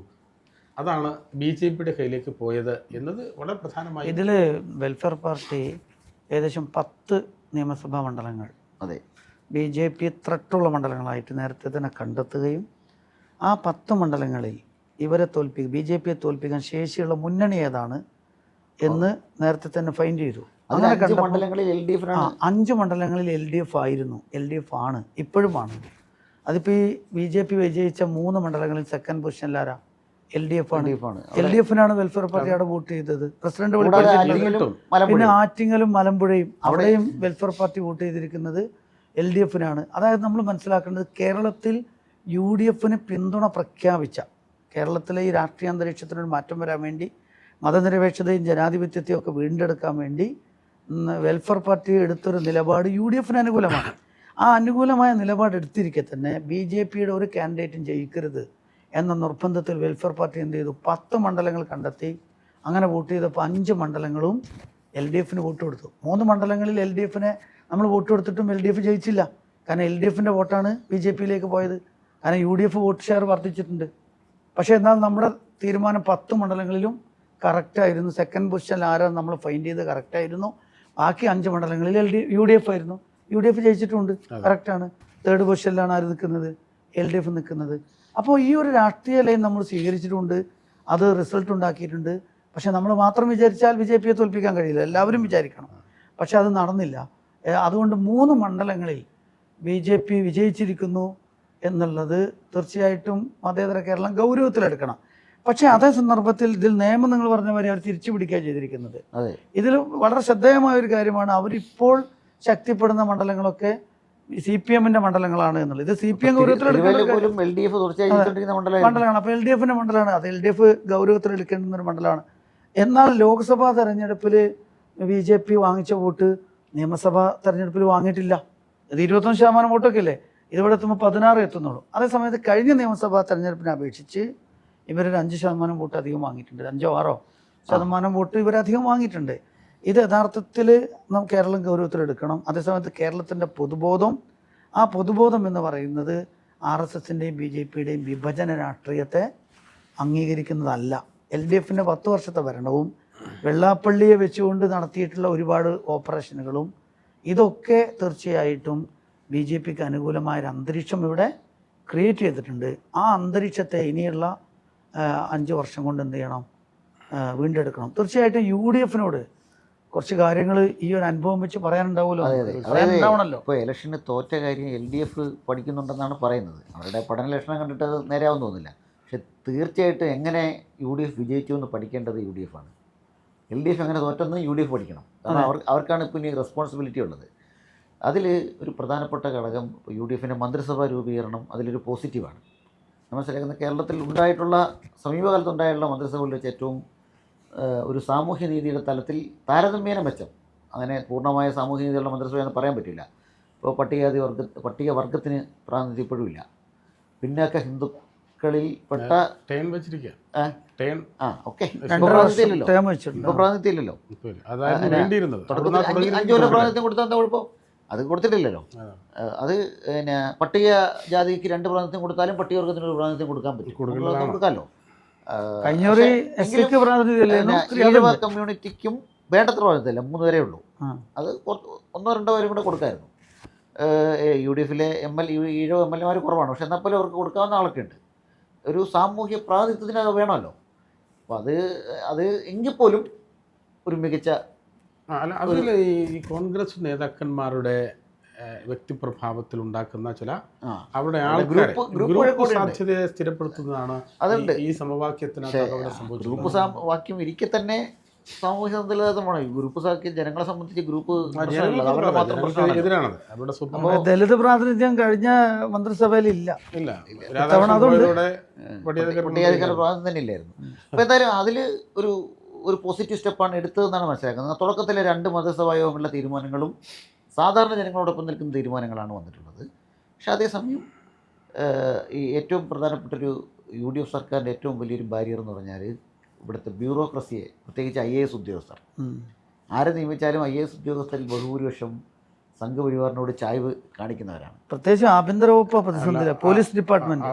കാര്യം പറയുമ്പോൾ ഒരു കാര്യമുണ്ട്. ഈ പട്ടികാധികാരവുമായി ബന്ധപ്പെട്ടാണ്. പട്ടികാധികാരമായിട്ടുള്ള കുട്ടികളുടെ വിദ്യാഭ്യാസം, പ്രത്യേകിച്ച് ഉന്നത വിദ്യാഭ്യാസ രംഗത്ത് അവർക്ക് കിട്ടേണ്ടുന്ന പല കാര്യങ്ങളും നടത്താതിരുന്നത് ഈ ബ്യൂറോക്രസിയാണ്, ഈ ഉദ്യോഗസ്ഥരാണ്. ഉദ്യോഗസ്ഥർ ഭയങ്കര ക്രൈമാണ് ദളിതരോട് ചെയ്തിട്ടുള്ളത്. അതുകൊണ്ട് ഈ മന്ത്രിസഭയിൽ അതിന് വിരുദ്ധമായ നിലപാട് സ്വീകരിക്കാൻ അവർക്ക് കഴിയണം എന്നുള്ളതാണ് ഒരു പ്രശ്നമുള്ളത്. VD സതീശൻ അടക്കമുള്ളവരുടെ പരിചയക്കുറവ് ഒരു പ്രശ്നമാണ്. പരിചയക്കുറവ് അതിനൊരു ഗ്രേസ് പീരീഡ് കൊടുക്കണമെന്നാണ് എനിക്ക് തോന്നുന്നത്. അതേസമയം ഇപ്പോൾ രമണ ശ്രീവാസ്തവയെ പോലുള്ള ആളുകളൊക്കെ ഇങ്ങനെ ചുറ്റുവട്ടത്ത് നടക്കുന്നുണ്ട്. ഈ ബെഹ്റയെ നിയമിച്ചത് ഇപ്പം രത്തൻ കേൽക്കറയാണ് മുഖ്യമന്ത്രി, അത് മൂപ്പരുടെ പ്രിൻസിപ്പൽ സെക്രട്ടറി ആയിട്ട് നിയമിച്ചിട്ടുള്ളത്. അത് ബെഹ്റയെ പിണറായി വിജയൻ നിയമിച്ചതുപോലെ ആകാതിരിക്കാൻ സതീശൻ ശ്രദ്ധിക്കണമെന്നാണ് രത്തൻ കേൽക്കറുടെ ഒരു പഴയ ട്രാക്ക് റെക്കോർഡ് പരിശോധിക്കുമ്പോഴും ഒക്കെ മനസ്സിലാക്കാനുള്ളത്. വേറൊരു ബെഹ്റയാവാതിരിക്കാൻ സർക്കാരിന് ഇങ്ങനെയുള്ള ആളുകളൊക്കെ നിയമിക്കേണ്ടി വരും. കാരണം വെച്ചാൽ ഇതിൽ നിന്നാണ് എടുക്കാൻ പറ്റുക. അപ്പോൾ അത്തരം നിയമനങ്ങളൊക്കെ സൂക്ഷിച്ച് നടത്തുക എന്നതും, ഇനി നടത്തിയാൽ തന്നെ എല്ലാവരെയും ഈ പറഞ്ഞ കണക്ക് ഉള്ള ഈ IAS ഉദ്യോഗസ്ഥരെല്ലാം നിയമിക്കാൻ പറ്റുമോ? വേറെ IAS ഉദ്യോഗസ്ഥരെ ക്രിയേറ്റ് ചെയ്യാൻ പറ്റില്ലല്ലോ. പക്ഷെ ആ സമയം നിയമിക്കുമ്പോൾ ശ്രദ്ധിക്കണം, ഇതെങ്ങനെയാണ് എന്നത് ശ്രദ്ധിക്കണം. ഏറ്റവും അധികം UDF ഗവൺമെൻറ് മുമ്പുള്ളൊരു വെല്ലുവിളി തീർച്ചയായിട്ടും ഈ ആഭ്യന്തര വകുപ്പും പോലീസ് ഡിപ്പാർട്ട്മെൻറ്റും ആയിരിക്കും. അത് ബഹുമാനായ രമേശ് ചെന്നിത്തല കണ്ണിൽ എണ്ണ ഒഴിച്ച് ജാഗ്രത പുലർത്തിയിട്ടില്ലെങ്കിൽ, കാരണം കഴിഞ്ഞ ഗവൺമെൻറ്റിൻ്റെ ഏറ്റവും വലിയ പരാജയം എന്ന് പറയുന്നത് ആഭ്യന്തര വകുപ്പാണ്. മുഖ്യമന്ത്രി തന്നെ കൈകാര്യം ചെയ്യുന്നത്. അതിൽ തന്നെ പോലീസ് ഡിപ്പാർട്ട്മെൻറ്റ് എന്ന് പറഞ്ഞാൽ അതിൻ്റെ അകത്ത് RSSന് ഒരു പ്രത്യേക വിങ്ങനെ പ്രവർത്തിക്കുന്നുണ്ട്. ഈ സെൻകുമാറിനെ മാറ്റി ബെഹ്റയാണ് കൊണ്ടുവന്നത്. യാതൊരു മാറ്റം യഥാർത്ഥത്തിൽ അടിസ്ഥാനപരമായില്ല. അപ്പോൾ അതുകൊണ്ട് ആഭ്യന്തര വകുപ്പ് അല്ലേ, പോലീസ് ഡിപ്പാർട്ട്മെൻറ്റ് അബദ്ധമാണോ ആലോചിച്ച് ഉറപ്പിച്ചാണോ? പോലീസ് ഡിപ്പാർട്ട്മെൻറ്റ് അത് പിന്നെ UDF ഗവൺമെൻറ് ശ്രദ്ധിച്ചിട്ടില്ലെങ്കിൽ ചീത്തപ്പേര് വരും. കാരണം സംഘപരിവാറിന് മേൽ യഥാർത്ഥത്തിൽ LDFൻ്റെ അധികാര തുടർച്ച എന്തുകൊണ്ടാണ് BJP ആഗ്രഹിക്കുന്നത് ചോദിച്ചാൽ, ആഭ്യന്തര വകുപ്പ് അവരെ കയ്യിലായിരുന്നു, പോലീസ് ഡിപ്പാർട്ട്മെൻറ്റ് അവരെ കയ്യിലായിരുന്നു. അപ്പോൾ അതുണ്ടാക്കി തീർത്ത പ്രശ്നങ്ങൾ, അതായത് ദലിത് മൈനോറിറ്റി വിഭാഗങ്ങളെ, മുസ്ലിം വിഭാഗങ്ങളെ ചെറിയ പ്രശ്നങ്ങളിൽ ഒരു സോഷ്യൽ മീഡിയ ആക്ടിവിസത്തിൻ്റെ പേരിൽ കൊണ്ടുപോയി കേസെടുക്കുക, ജയിലിലിടുക ചെയ്യുക. അതേ സമയത്ത് സംഘപരിവാർ നേതാക്കന്മാർ വിഷം തുപ്പി പ്രസംഗിച്ചുകൊണ്ടിരിക്കുക, അപ്പോൾ മൗനം പാലിക്കുക. അങ്ങനെ ഒരു പിന്നെ കൃത്യമായ ഒരു വിവേചനത്തോടു കൂടി നടപടിയെടുത്തൊരു പോലീസാണ് കേരളത്തിലെ പോലീസ്. അതെ അതെ. ഇതിന് അന്ത്യം കുറിക്കണമെങ്കിൽ, ഇത് അവസാനിക്കണമെങ്കിൽ പോലീസ് ഡിപ്പാർട്ട്മെൻറ്റിൽ നേരത്തെ തന്നെ നേതാക്കന്മാർ പറഞ്ഞതാ, RSSനൊരു വകുപ്പുണ്ട് എന്ന കാര്യം മനസ്സിലാക്കിക്കൊണ്ട് തന്നെ മുഖ്യമന്ത്രി ഉൾപ്പെടെ ആഭ്യന്തരമന്ത്രി ഗൗരവത്തിൽ ഇടപെട്ട് പരിഹരിച്ചിട്ടില്ലെങ്കിൽ തീർച്ചയായിട്ടും ഇത് തുടരും. അതുകൊണ്ട് വളരെ സീരിയസ് ആയ ഒരു കാര്യമാണത്. പിന്നെയും പ്രശ്നങ്ങളുണ്ട്, അടിസ്ഥാനപരമായ പ്രശ്നങ്ങൾ വേറെയുണ്ട്. അതിൽ പ്രധാനം ഭൂപ്രശ്നമാണ്. സമരങ്ങളോടുള്ള സമീപനം മറ്റൊരു കേസാണ്. കാരണം കഴിഞ്ഞ 10 വർഷം കേരളത്തിലെ സിവിൽ സമൂഹത്തെ, ഭൂപ്രശ്നവും അതിനോട് കണക്റ്റഡാണ്, അതുകൊണ്ടാണ് ചേർത്ത് പറയുന്നത്. ഭൂപ്രശ്നം എന്ന് പറയുന്നത് കേരളത്തിലെ ഈ ദളിത് വോട്ടുകൾ വലിയ തോതിൽ UDFന് കിട്ടാൻ കാരണം ഭൂപ്രശ്നം കൂടിയാണ്. ആ പ്രശ്നത്തെ സർക്കാർ അഡ്രസ്സ് ചെയ്തേ പറ്റുള്ളൂ. അഡ്രസ്സ് ചെയ്തില്ലെങ്കിൽ അത് പ്രതിസന്ധിയാകും. ഇപ്പോൾ ഒരു സെക്രട്ടേറിയറ്റ് നടയിലേക്ക് പോയപ്പോൾ ഒരു നല്ലൊരു അന്തരീക്ഷമുണ്ട്. ഞാൻ ഇതിന് ശേഷം ഒരു ഈ സർഫാസി നിയമം പ്രകാരം ജപ്തി ചെയ്യപ്പെട്ട ആളുകളുടെ ഒരു സമരത്തിൽ പങ്കെടുക്കും. ഗേറ്റ് തുറന്നു മെസ്സേജ്, ഗേറ്റ് തുറന്ന് നടക്കുകയാണ്. സമരം നടക്കുമ്പോഴും ഗേറ്റ് തുറന്ന് നടക്കുകയാണ്. ആദ്യമായിട്ടാണ് കാണുന്നത്. അതൊരു മെസ്സേജാണ്. സമരം അവിടെ നടക്കുന്നുണ്ട്, ഗേറ്റ് അക്രമമല്ലാത്ത, ഞാൻ പോലീസുകാരോട് സംസാരിച്ച പോലീസുകാർ അക്രമം ഉണ്ടാക്കാത്ത ഒരു സമരത്തിന് മുമ്പ് ഗേറ്റ് അടയ്ക്കേണ്ടതാണ് സർക്കാരിൻ്റെ നിർദ്ദേശം. അപ്പോൾ ജനാധിപത്യപരമായ സമരങ്ങൾ നടക്കണമല്ലോ. ആശാ സമരത്തേക്ക് എന്താണ് LDF വിശേഷിപ്പിച്ചതെന്ന് അറിയാലോ, കൃമികൾ കീടങ്ങൾ എന്നൊക്കെയാണ് അതിനൊക്കെ വിശേഷിപ്പിച്ചത്. അതല്ല, സമരം ചെയ്യുന്ന കൃമികളും കീടങ്ങളും അല്ല, പൗരാവകാശം ഉള്ളവരാണ് എന്ന ഒരു കൺസെപ്റ്റ് ഉണ്ട്. അപ്പോൾ ഇത് അഡ്രസ്സ് ചെയ്തിട്ടുണ്ട്. കേരളത്തിൽ ലക്ഷക്കണക്കിന് സർക്കാരിൻ്റെ മുമ്പിൽ തന്നെ ഉണ്ട്. ഇനി കമ്മീഷനൊന്നും വെക്കേണ്ട ആവശ്യമില്ല. മറ്റേ രാജമാണിക്യ റിപ്പോർട്ട് സർക്കാരിൻ്റെ മുമ്പിലുണ്ട്. 5 ലക്ഷത്തിലധികം ഏക്കർ ഭൂമി പിടിച്ചെടുക്കാനുണ്ട്. ഇത്തരം കാര്യങ്ങളിൽ സർക്കാർ എങ്ങനെ പെരുമാറുന്നു എന്നത് പ്രത്യേകിച്ച് സാമൂഹ്യനീതി വിഷയമാണത്. ഞാൻ സൂചിപ്പിക്കുന്ന ഒരു കാര്യം, ഈ ഭൂരാഹിത്യം അനുഭവിക്കുന്നവർക്ക് നിർബന്ധിതമായി ഭൂമി കൊടുക്കണം എന്നത് കൃത്യമായി സ്ഥാപിച്ച് കിട്ടേണ്ട ഒരു കാര്യമാണ്. അതേസമയം കേരളത്തിൽ ദളിതർ 90% ആൾക്കാർ ഭൂരഹിതരാണെന്ന് പറയാവുന്ന അവസ്ഥയിലാണ്. ഒന്നത് 3/4 സെൻറ്റ് കോളനികൾ, പിന്നീട് 3 സെൻറ്റ് കോളനികൾ, പിന്നീട് ഭൂരാഹിത്യം അനുഭവിക്കുന്നവർ, പിന്നെ ഫ്ലാറ്റ് പോലെയുള്ള ഈ പറയപ്പെടുന്ന ലൈഫ് പദ്ധതി പോലുള്ള കാര്യത്തിൽ തൃപ്തികരമായ ഭൂലഭ്യത, ഭൂമിയിന്മേലൊരു അധികാരമില്ലാത്ത, ഭൂമിയുടെ കാര്യത്തിൽ തൃപ്തികരമായ യാതൊരു പദ്ധതിയും ലഭിച്ചിട്ടില്ലാത്ത ഏറ്റവും പ്രധാനപ്പെട്ട ഒരു വിഭാഗമാണ് ദളിതർ. ഈ ഭൂരഹിതരായിട്ടുള്ള മറ്റ് സാമൂഹിക വിഭാഗങ്ങളുണ്ടെന്ന് പറയുമ്പോൾ പോലും ഈ ഭൂമി എന്നത് അവിടെ ആ ജീവിതവുമായി ബന്ധപ്പെട്ട് ഒരു തരത്തിലും സ്വന്തം പേരിൽ ലഭ്യമല്ലാത്തൊരു സാഹചര്യം ദളിതരെ സംബന്ധിച്ച് നിലവിലുണ്ട്. ഈ ലൈഫൊക്കെ സത്യത്തിൽ വലിയ അപകടമാണ്. ഈ ഭൂമിയിന്മേലുള്ള ഒരു അവകാശം സ്ഥാപിച്ച് കിട്ടാൻ കഴിയുന്ന വിധമുള്ള പ്രക്ഷോഭങ്ങളെങ്കിലോ സമരങ്ങളെങ്കിലോ വേണ്ടി വന്നാൽ നമുക്ക് ആവശ്യമാണ്. അതല്ലെങ്കിൽ ഈ ഭൂലഭ്യത ഉറപ്പാക്കുന്ന കാര്യത്തിലുള്ള ഒരു നിർബന്ധ ബുദ്ധി നമ്മൾ മുന്നോട്ട് വെക്കുകയോ സർക്കാർ നിർബന്ധമായി ഇത് സാധ്യമാക്കി കൊടുക്കുകയോ ചെയ്യുന്നില്ലെങ്കിൽ ഈ ഭൂമിയില്ലാത്ത ഒരു സാഹചര്യം വളരെ ദയനീയമാണെന്നത് വളരെ ഗൗരവത്തിൽ സർക്കാർ നിലപാടെടുക്കണം. അതായത് പാട്ടക്കരാർ കാലാവധി കഴിഞ്ഞതും പാട്ടക്കരാർ ലംഘിച്ചതുമായ ഭൂമിൻ്റെ കൂടെ ആ ഭൂമി 5 ലക്ഷം ഏക്കർ ഭൂമി ഉണ്ട് എന്നാണ് ഇവിടുത്തെ കണക്ക് കൃത്യമായിട്ടുണ്ട്. ആ റിപ്പോർട്ടൊക്കെ ഇവർ തള്ളിക്കളഞ്ഞതാണ്, ഇവർ ഉപേക്ഷിച്ചതാണ്. അത് അനുസരിച്ച് ഭൂമി ഉപേക്ഷിച്ചിട്ടില്ല, അല്ല സർക്കാർ ഗവൺമെൻറ് അതിനെ അവഗണിച്ച്. ആ റിപ്പോർട്ട് അനുസരിച്ച് എന്ത് ചെയ്യണം, ഭൂമി പിടിച്ചെടുത്തിട്ട് ഇവിടെയുള്ള ചരിത്രപരമായ കാരണങ്ങളാൽ ഭൂമി നിഷേധിക്കപ്പെട്ടവരുടെ പ്രശ്നം അങ്ങനെ തന്നെ അഡ്രസ്സ് ചെയ്യണം. 4 ലക്ഷത്തോളം ഭൂരഹിതർ അങ്ങനെയുള്ളൂ. ആ പ്രശ്നം അങ്ങനെ പരിഹരിച്ചു കഴിഞ്ഞാൽ ഈ LDF സർക്കാർ ചെയ്തത് ഇതിനെ പാർപ്പിട പ്രശ്നമാക്കി മാറ്റുന്നതിൻ്റെ ഉദ്ദേശം ഭൂമി പ്രശ്നം ഉന്നയിക്കാതിരിക്കണം എന്ന് കൂടിയാണ്. അപ്പം അത് എന്ത് ചെയ്യണം, ഈ ഗവൺമെൻറ് ഗൗരവത്തിലെടുക്കണം. അതേപോലെ തന്നെ കേരളത്തിൻ്റെ തകർന്നുപോയ സോഷ്യൽ ഫാബ്രിക്കിനെ എന്ത് ചെയ്യണം, അതിനുകൂടിയാണ് ഈ വോട്ട്. ആ സോഷ്യൽ ഫാബ്രിക്കിനെ തിരിച്ചുപിടി ഇവിടെ വിവിധ മത സാമൂഹ്യ വിഭാഗങ്ങൾക്കിടയിൽ സൗഹൃദാന്തരീക്ഷം സൃഷ്ടിക്കുന്നതിന് വേണ്ടി ബോധപൂർവ്വം കഴിഞ്ഞ 10 വർഷം അതിന് പരിക്കേറ്റിട്ടുണ്ട്. ബോധപൂർവമായ ശ്രമം തീർച്ചയായിട്ടും UDF ഗവൺമെൻറ്റിൻ്റെ ഭാഗത്തുനിന്ന് ഉണ്ടാവണം. അതേപോലെ തന്നെ കേരളത്തിൽ ബോധപൂർവമായ ഒരു മുസ്ലിം വെറുപ്പ് നിർമ്മിച്ചെടുക്കാൻ ശ്രമിച്ചിട്ടുണ്ട്. ഇസ്ലാമോഫോബിയെ വർക്ക് ചെയ്തിട്ടുണ്ട്. RSSും BJPയും ചെയ്താൽ അത് മനസ്സിലാക്കാൻ കഴിയും. പക്ഷേ അത് തെരഞ്ഞെടുപ്പ് വിജയത്തിന് വേണ്ടിയിട്ട് CPM ഉൾപ്പെടെ അത് കളിച്ചിട്ടുണ്ട്. കേരളത്തിൽ ഇസ്ലാമോഫോബിക് പ്രസ്ഥാനം നടത്തിയിട്ടുള്ള രാഷ്ട്രീയ പാർട്ടി CPM ആണ്. അവരുടെ സ്റ്റേറ്റ്മെൻറ്റൊക്കെ അവരുടേതാണ്. അപ്പോൾ അങ്ങനെ വരുമ്പോൾ അതെടുത്തിട്ടാണ് പിന്നെ BJP ഇവിടെ മുന്നോട്ട് പോകുന്നത്. അപ്പോൾ അങ്ങനെ വരുമ്പോൾ ആ ഒരു മുസ്ലിം വെറുപ്പ് എന്ന് പറയുന്ന ഒരു അന്തരീക്ഷത്തിൽ നിന്ന് കേരളത്തിൽ എന്ത് ചെയ്യണം, ഇസ്ലാമോഫോബിയ ഒരു ഗുരുതരമായ കുറ്റമായി, ഒരു തെറ്റായി കാണുന്ന ഒരു നിലപാട് കേരള ഗവൺമെൻറ്റിന് ഉണ്ടാവണം. കേരള ഗവൺമെൻറ്റിന് അതിൽ ശിക്ഷാർഹമായ കുറ്റമായി കാണണം. അത് കാണണം. അതില്ലെങ്കിൽ എന്താ സംഭവം എന്ന് വെച്ചാൽ ഇപ്പോൾ തന്നെ നമ്മൾ മനസ്സിലാക്കേണ്ടത് UDF ഗവൺമെൻറ്റിനെ ഒരു മുസ്ലിം ഗവൺമെൻറ്റായി ആക്ഷേപിക്കാനും അങ്ങനെ മുസ്ലിം എന്ന് പറഞ്ഞിട്ട് മുസ്ലിം ഭരണത്തിലേക്ക് അധികാരത്തിലേക്ക് ലീഗ് നയിക്കുന്ന ഗവൺമെൻറ് ഇങ്ങനെയുള്ള ഒരുതരം നരേറ്റീവിലൂടെ ഈ ഒരു ഗവൺമെൻറ്റിനെ തന്നെ ഒരു ന്യൂനപക്ഷത്തിൻ്റെ ഒരു ഗവൺമെൻറ്റായി പ്രതിഷ്ഠിച്ച് വർഗീയത പ്രചരിപ്പിക്കാനുള്ള ഗൂഢാലോചന ഓൾറെഡി സംഘപരിവാർ നടത്തുന്നുണ്ട്. ലീഗ് ഭരിക്കും കേരളം എന്ന് BJPയുടെ നേതാക്കന്മാർ പറഞ്ഞുകൊണ്ടിരിക്കുന്നുണ്ട്. ഇതിനെ ഗൗരവത്തിലെടുത്ത് അതിന് വഴങ്ങിക്കൊടുക്കല്ല വേണ്ടത്, അതിനെ സീരിയസ് ആയിട്ട് എടുത്ത് ഗൗരവത്തിലെടുത്ത് കേരളത്തിൻ്റെ മതനിരപേക്ഷ സാമൂഹ്യ സാഹചര്യത്തെ തകർക്കാനാണ് BJPയും RSSും ശ്രമിക്കുന്നത് എന്ന നിലക്ക് തന്നെ അത് കുറ്റകരമായി കണ്ട് നിലപാടെടുത്ത് മുന്നോട്ട് പോകാനുള്ള ഇച്ഛാശക്തി എന്ത് ചെയ്യണം? ബഹുമാനപ്പെട്ട BD സതീശൻ മുഖ്യമന്ത്രിയുടെ നേതൃത്വത്തിൽ തീരുമാനങ്ങൾ ഉണ്ടാവണം. വേറെ 2 കാര്യമുണ്ട്. UDFിൻ്റെ പ്രകടനം അത്രയും പറഞ്ഞ 2 കാര്യമല്ല, അത് രണ്ടും ഇതുമായിട്ട് കണക്റ്റഡ് ആണ്. ഒന്ന്, വിദ്വേഷം തടയാനുള്ള ബില്ല് കൊണ്ടുവരും എന്നുള്ളത്. 2, രോഹിത് വെമുല ആക്ട് കൊണ്ടുവരുന്ന. ഇത് രണ്ടും ഉണ്ടായതിൽ തന്നെ വിദ്വേഷ പ്രചരണങ്ങൾ, ക്യാമ്പസിനകത്തുള്ള വിദ്വേഷ പ്രചരണങ്ങൾ തടയാൻ രോഹിത് വെമുല ആക്ട് പ്രയോജനപ്പെടും, പുറത്തുള്ളത് തടയാൻ വിദ്വേഷം തടയൽ നിയമം വരും എന്നതാണ്.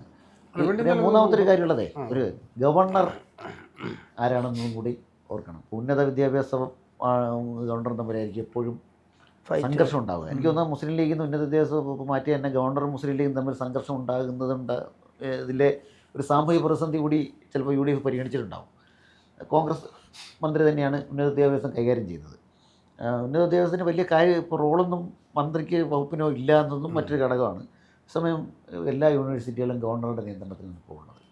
ഇതിൽ ഒരു ഫൈറ്റ് ഉണ്ടാകും. ഇതിൽ കോംപ്രമൈസിലേക്ക് പോകരുത്. വന്ദേമാതരം ചൊല്ലിയതിനുള്ള ജാഗ്രത കുറവ് എന്ത് ചെയ്യരുത്, ഉന്നത വിദ്യാഭ്യാസ മേഖല പരിശോധിക്കും പിന്നെ വരുമ്പോഴേക്ക് ഉണ്ടാകരുത് എന്നത് സർക്കാർ ജാഗ്രത പാലിക്കേണ്ടുന്ന ഒരു കാര്യം. ഉന്നത വിദ്യാഭ്യാസം അതേപോലെ തന്നെ പോലീസ്, ഇതിൽ നല്ല ജാഗ്രത ഉണ്ടായിരിക്കണം UDF ഗവൺമെൻറ്.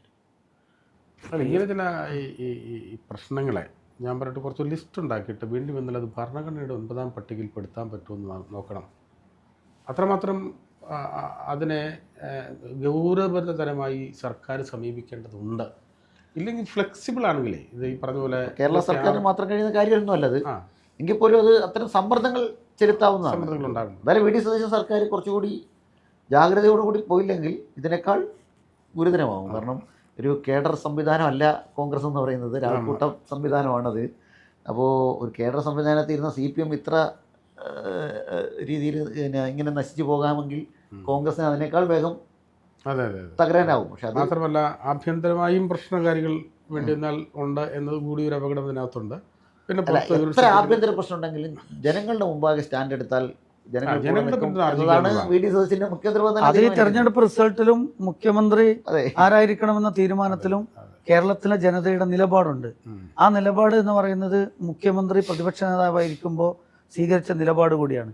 അതുകൊണ്ട് മുഖ്യമന്ത്രി പ്രതിപക്ഷ നേതാവാകുമ്പോൾ എടുത്ത നിലപാടുകളുണ്ട്.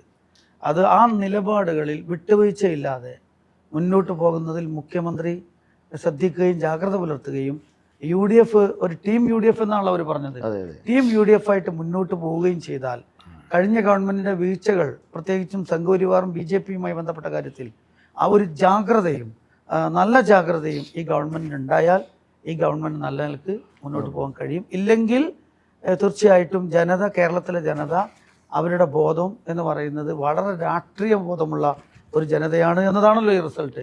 ആ രാഷ്ട്രീയ ബോധം തീർച്ചയായിട്ടും രാഷ്ട്രീയ ബോധമായിട്ട് തന്നെ പ്രവർത്തിക്കും.